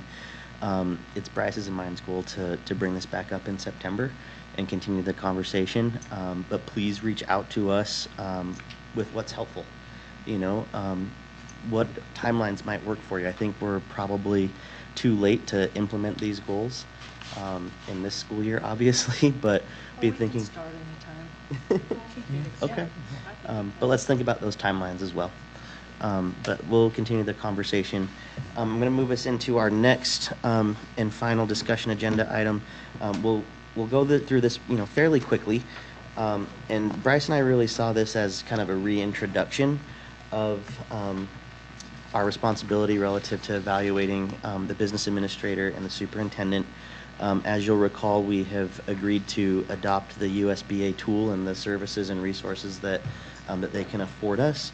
And we pass that to Alan. And so what we're handing out is a timeline that Bryce and I, it's a proposed timeline that Bryce and I wanted to share with you all. We'll also have some hard copies of the USBA administrator evaluation tools for the superintendent and the BA. Just for your reference, I don't think we'll have a discussion tonight about the specific criteria, but more so the timeline, with the emphasis being that we need to adopt specific criteria that can be funneled into these evaluation tools that USBA will help us with. So I'll just go quickly through the timeline we saw tonight as a reintroduction of the criteria for both the BA and the superintendent. We're asking, if this is a timeline that works for everybody, to please submit desired criteria to board leadership by the end of the day on August 20th. Bryce and I will work together to develop a draft document that we would review on September 3rd, seeking more feedback in order to develop a final draft that ideally we could approve and adopt on the 17th of September in that board meeting. If approved, Bryce and I worked this out with Richard as well, that he would take the final evaluation criteria and populate the evaluation tools for board members to complete independently with a due date of October 1st. Richard believes that that is enough time for him to compile and gather data in order to develop a presentation that could be presented to us on the 15th. On the 16th of, the 6th of November, we would need to have a closed session discussion regarding the findings of each of those evaluations and start discussing contract renewal for the superintendent. As you know, in the public document that we have of your contract superintendent, we owe you a letter of contract renewal or non-renewal by the end of the year. So that is something that we are committed to and something that we want to do our due diligence around. And then, of course, on the 19th, we would finalize that contract renewal or non-renewal letter for the superintendent. And then we left the 3rd of December as a placeholder, knowing that we don't have another meeting in December. Bryce and I recognize that this is an ambitious timeline and that we would be more or less conducting both of these evaluations in tandem to meet our goals and our commitments to, one, our responsibilities as a board, but also to the folks that we supervise and Dr. Grant and Alan in this process. So again, this is a proposal. We're hoping that y'all might agree to this proposal so that we can get going. But nonetheless, we're open to feedback, obviously, and want to hear if this is too ambitious. We can work on kind of splitting out the two different evaluations so that we're not doing them together or in tandem. But we just wanted to propose this to you, knowing that we have a few months left in this calendar year to take care of this responsibility. For me personally, I think that this is not aggressive. I think that it is actually, a good timeline. Perfect. I think that just as a reminder, for that we're not really doing an in-depth, right, evaluation of Alan. We just did that, be more of a check-in. So that's why I feel like we can do both of these in tandem. Okay. And I think that, we'd be able to accomplish this without, at least as far as I could see. I think you've laid out a good timeline. Thank you, Christy. Brian? First of all, thank you. I appreciate having a definitive outline Yep. of how we can approach this, and I think that it's very doable. Okay. I think that it's something that we need to support so that we meet our responsibilities. And this is the way, I think this is the way that we can do it. Okay. And Ashley, I know you had your hand up. Do you want to speak? that was Okay, it. you're good. Okay. All right. Bryce, anything that you wanted to provide, or I know we talked about this together, so it's kind of like we're proposing. Thank it, you. but- I think that Okay. it took a significant amount of time to put it together, and I appreciate it. Great. Thank you. Dr. Grant, Alan, please work for you as well. Yes, it does. Perfect. I wanted to clarify just a little bit. I know we talked about before the USBA evaluation tool Yes. for the superintendent has 80 different Yes. questions. So is the goal for board so there's 7 sections and then 80 questions? Yeah. Is the goal, as the board looks over these key performance indicators, to reduce the number or Absolutely.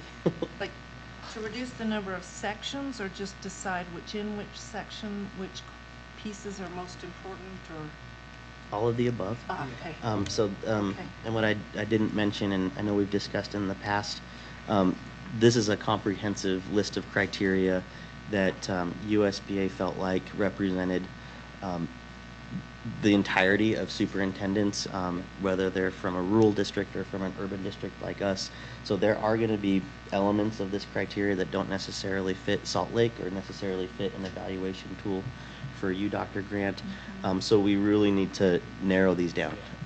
But I think there is value in maintaining these key performance indicators and coming up with at least 3 to 5 criteria per each key performance indicator is how I see that. So please review these. Please send your feedback to Bryce and I. If you have any questions, please let us know as well. And Richard is awesome. He's been a great resource for both Bryce and I and for our board. And we're really happy that this timeline also worked for him as well. All right. Well, that's Great. the Thank you all. end of that discussion. We kept it short and sweet, but we do have a lot of work to do in the coming months with this in particular. Moving along in our agenda, we are to the action agenda. We have one item on the action agenda, which is specific to option A of the bond resolution. And I will seek a oh, Alan's looking at me. We're just going to have Ryan give you some specific language for the motion. Okay. So you just need a motion to approve the bond election resolution with option A. Okay. I'll accept the I motion. move to approve the bond election resolution A. Okay. Thank you. Is there a second to the motion? Okay, we have a second. Is there any further discussion to the motion? Okay. Seeing none, we'll start with a roll call vote with Board Member Jensen. Ryan Jensen, yes. Christy Sweat, yes. Bryce Williams, yes. Ashley Anderson, yes. Nate Salazar, yes. That motion carries. He's not present. Yeah. That wasn't self-serving at all. Yeah. Well, I might as well call him Chatty Daddy, so now everybody knows. But nonetheless, thank you, Board. With this passing of the bond resolution, as we've discussed in previous meetings, there's very, very specific, not only criteria, but boundaries and expectations that each of us in the district has to abide by. I've already talked with the superintendent in Yandri, who will be providing us with some of those boundaries and those key elements that we need to be successful and make sure that we're not violating our laws that govern this process. It is really, really important that we maintain that and move forward in a positive way, as this is a really serious endeavor that we're engaging in, and I think it deserves that level of expectation as well. So thank you for that, and we will move on to a superintendent's report. Great, Thank you thanks. for staying. Just have one item of business to raise in the superintendent's report. I received 2 travel requests from East High School that came in just after the wire.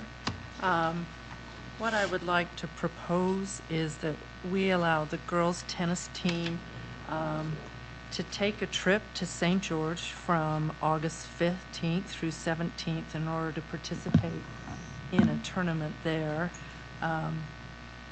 I have, and as well, that we allow the East High cheer team, so these are both at East High, the East High cheer team to accompany the football team to Anaheim, California from August 21st to 24th in order to cheer for the team there. I would like to move these forward and approve them as superintendent at this time, and they have the necessary approvals that we require in travel requests, and then to bring them to you retroactively on the consent agenda in September. They were not able to make the board because they missed the wire of getting on the board agenda, but to move these forward this way, and just wanted to see if you saw any problems in that going forward. Otherwise, that will be what we take, the next steps that we take. So anybody have problems with that? Superintendent, I mean, I think the only real problem I have is that we could be setting a precedent. As you know, board policy is really important to the board and to board leadership and to you, but I also recognize that there's been a lot of transition at East in between administrators, and if that helped, was a contributing factor to this. But I also don't want to eliminate opportunities for students either in their endeavors extracurricularly, and would hope that with some more consistency over time that East and all of our high schools would be able to maintain those timelines. Well, they're pretty important. Yes. And it gives us an opportunity to double down on that. Okay. Just because so much has to come together to get travel right in our district and to make sure everything's in place for students. So you're right. Okay.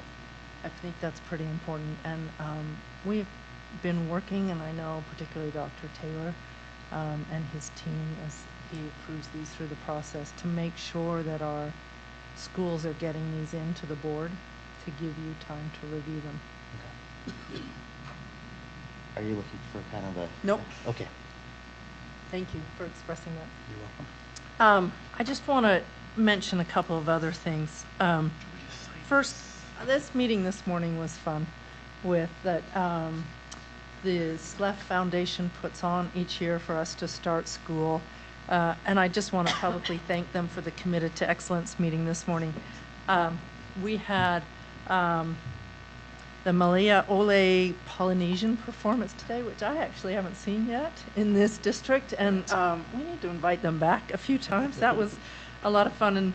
And Dottie Oman, who was the alumnus from West High School, who is now starting her junior year at Harvard, I mean, really gave one of the best addresses I've ever heard, let alone from a student, but just a speech in general to the group. It was remarkable. And one of the things that I like so much about this is that it's a celebration before the year begins and an opportunity to say thanks to people. And here we get to recognize the very best of what we help create, which is these students who have such opportunity going forward.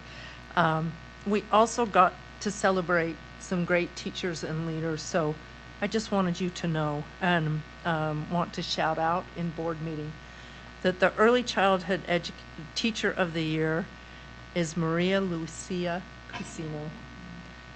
What I appreciated too for the team in presenting this morning is they got videos of each of these people giving a little take on their philosophy on education and why they are excited about what they do. And they're beautiful, these videos. They were a wonderful introduction to these people. So we heard from each of them. Our Special Education Teacher of the Year is Wendy Miller. Our Teacher of the Year is Sayre Posey. Oh, our Northwest principal left. But Sayre is one of 5 teachers who have been selected as candidates for the Utah Teacher of the Year as well. And I know we represent well in those kind of competitions, and again, have a teacher there. Our Assistant Principal of the Year is Shannon Wilson, who will be moving to West High this year to serve as an assistant principal. And our Principal of the Year from Parkview is Justin Milner. I just want to give a shout out to each of them, just in gratitude for what they do for students in our district. It's pretty remarkable that way. Also, school's about to start, it turns out. Summer's actually shorter than it looks. When you look at it from May, it ends up being rather short. So Dr. Taylor and his team in the School Leadership and Performance are holding Administrators Institute this week. Our administrators started yesterday in that formal collaborative and PD time together. And so shout out to them for the work they've done to put that together for administrators and then hold that at Jackson Elementary while we're doing this. On Tuesday, the 13th, our teachers return to the school year. And Dr. Hall and her team has put together the Teacher Professional Development Days that will start our year starting next Tuesday when we welcome teachers back. So excited about that. And then our students start on Tuesday the 20th for our school year. Two more things just quickly. The board book. So we were thinking of ways to maybe make your life easier. It may or may not work.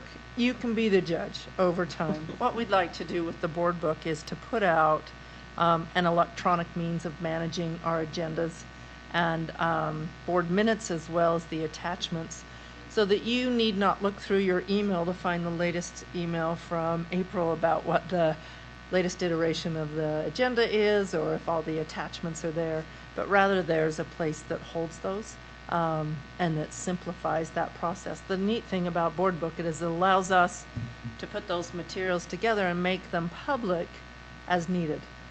When the agenda goes out, when the materials are there or attached to the minutes. So what we're doing right now is running our current process side by side with the board book process. So you'll be getting emails in board book and can get familiar with that, see what its strengths and weaknesses are for you. And after a few months, we can decide what to do next with that process, whether or not you want to move to an electronic version or stick with the version we have. So glad to hear your thoughts on that and what's working and what's not as we go forward with that. And one more thing, I think you know this because one of you mentioned it, that we are doing, there was interest in a number of teachers who came to speak to the board about middle schools, and Dr. Hall and Brian Connolly are putting together a plan for what that study would look like over the course of the year. It will include working groups with our teachers in middle schools and our administrators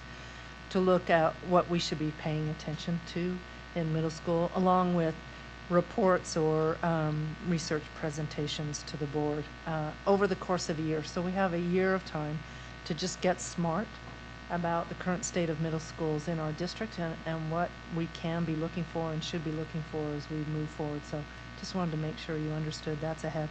I'll ask Dr. Hall in the coming weeks to share what that plan is, a one-pager of some kind about how that might look over the course of the year for you. So that's it. Thanks. Thanks. Alan, do you have a BA report for us? Yeah, just quickly, I just want to report that Utah Association of School Business Officials had their summer meeting back on July 15th up at Timothy Middle School in Heber City. Just want to report back on that a little bit. We heard from the representatives from URS kind of about how the system's funded, the retirement system. But of particular note is those employees that are Tier 2 hybrid, starting for the school district starting September 1, will have to they'll have to pay a 0.7% of their salary into their retirement plan. That's how the rule's written for the Tier 2. They have been receiving communication and updates directly from URS and will continue to do so. So they're hopefully prepared for that change to their paycheck. We had a finance update from representatives from the state school board, largely programmatic issues and timelines and so forth. We also had Ryan Bjerke, who was here earlier. He addressed the group, largely talking about tax anticipation notes, which is another way that districts can incur debt. Salt Lake District, as far as I've been here, have never had a need for tax anticipation notes and probably never will have a need for tax anticipation notes. But it's just always interesting to learn, the different features that are out there. So just wanted to report back on that to the board. Yeah, appreciate it. And now we'll move to board member reports. I normally start on this end, but I think I have to revert back to this end. Christy, do you mind kicking us off? I don't have anything. Okay, Brian? Thank you, Alan. I appreciate your report. It's good to hear what's happening with the business administrators. I will report to you that I will be attending my USBA Board of Directors meeting this Friday. Oh, I will be too, for And Brian. I was going to say, You did have a report. and Christy will be there. That's my report. Great, thank you. I'll be fast. I have not had a finance committee or RDA subcommittee meeting since our last business meeting, so I don't have much to share in formal business, but I did want to celebrate Wasatch Elementary. A constituent reached out to share the success of their food waste recycling program with Momentum and let me know they diverted 14,888 pounds of food waste in the last school year. That did the message did add the caution that sometimes when we rely on parent-driven programs in our building, we limit our reach as a district, and it's an opportunity to celebrate something well and think about how it could be implemented more broadly. Thank you. Helena, first board member report, student board member report. You looking forward to school, anything like that? I think it's very exciting to go back to school, like you said, it's much sooner than expected. But yeah. Excellent. Thank you so much. Vice President Williams. I don't have anything this month. Okay, I just got a couple things. I'll also go really, really fast. I had the opportunity to attend the Salt Lake Education Foundation board retreat with Dr. Grant and Bryce and SLEF board members and community members as well who are integrated into the work that SLEF is doing. I thought we had a really good retreat. We talked about SLEF board goals. Superintendent Grant presented on some elements of the district needs, which were really exciting to hear about, and SLEF is really supportive of that. And we had a nice facilitated discussion with a gentleman named Ken Hopkins that was really, really enlightening, and I enjoyed the time and the morning that we got to spend there. I really enjoyed our Commit to Excellence celebration this morning. I'm not going to dive too much more deeper into that, Liz, since you acknowledged all of the wonderful teachers and administrators who were celebrated this morning. But I also want to give a shout out to SLEF and to James and his team for the work that they do to cultivate those relationships and offerings and celebrations of the hard work that folks do in our district. And then lastly, I had the opportunity to attend, it was called a Show Your Colors event. It was an event that was put on by the Central Ninth Youth Coalition, and it's a group and a council that's made up of Glendale Middle School and East High School students. I really, really thought it was a good event. I asked Dr. Grant and Dr. Taylor if Ryan Oakes, the new principal at East, could attend that with me, and he was like no hesitation there. It was a great event for both of us to attend, and I think a really good opportunity for him to start meeting students and community members and partners as well. So just wanted to give a shout out to those students and the hard work that they're doing. We do have a need for a closed session to a continuance. Hopefully it goes pretty quick, and I've asked Bryce to go ahead and give that motion. Yep, I'll make the motion. So I move that the board return to closed session to discuss the deployment of security personnel, devices, or systems, and adjourn the meeting immediately upon conclusion of the closed session. Is there a second to the motion? Second. We have a motion and a second. Is there any discussion? Seeing none, we'll start with a roll call vote with Board Member Sweat. Christy Sweat, yes. Bryce Williams, yes. Ashley Anderson, yes. Nate Salazar, yes. Ryan Jensen, yes. Excellent. That motion carries. We'll prepare the room. And thank you, community, for joining us for the meeting tonight. Thank you. Yes, please. If you would.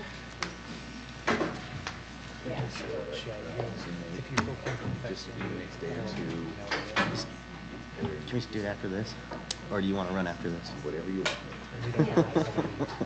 Well, it's bond resolution. I'd say let's just do it. Just him or all board members? You, I mean, let's. Now that I know.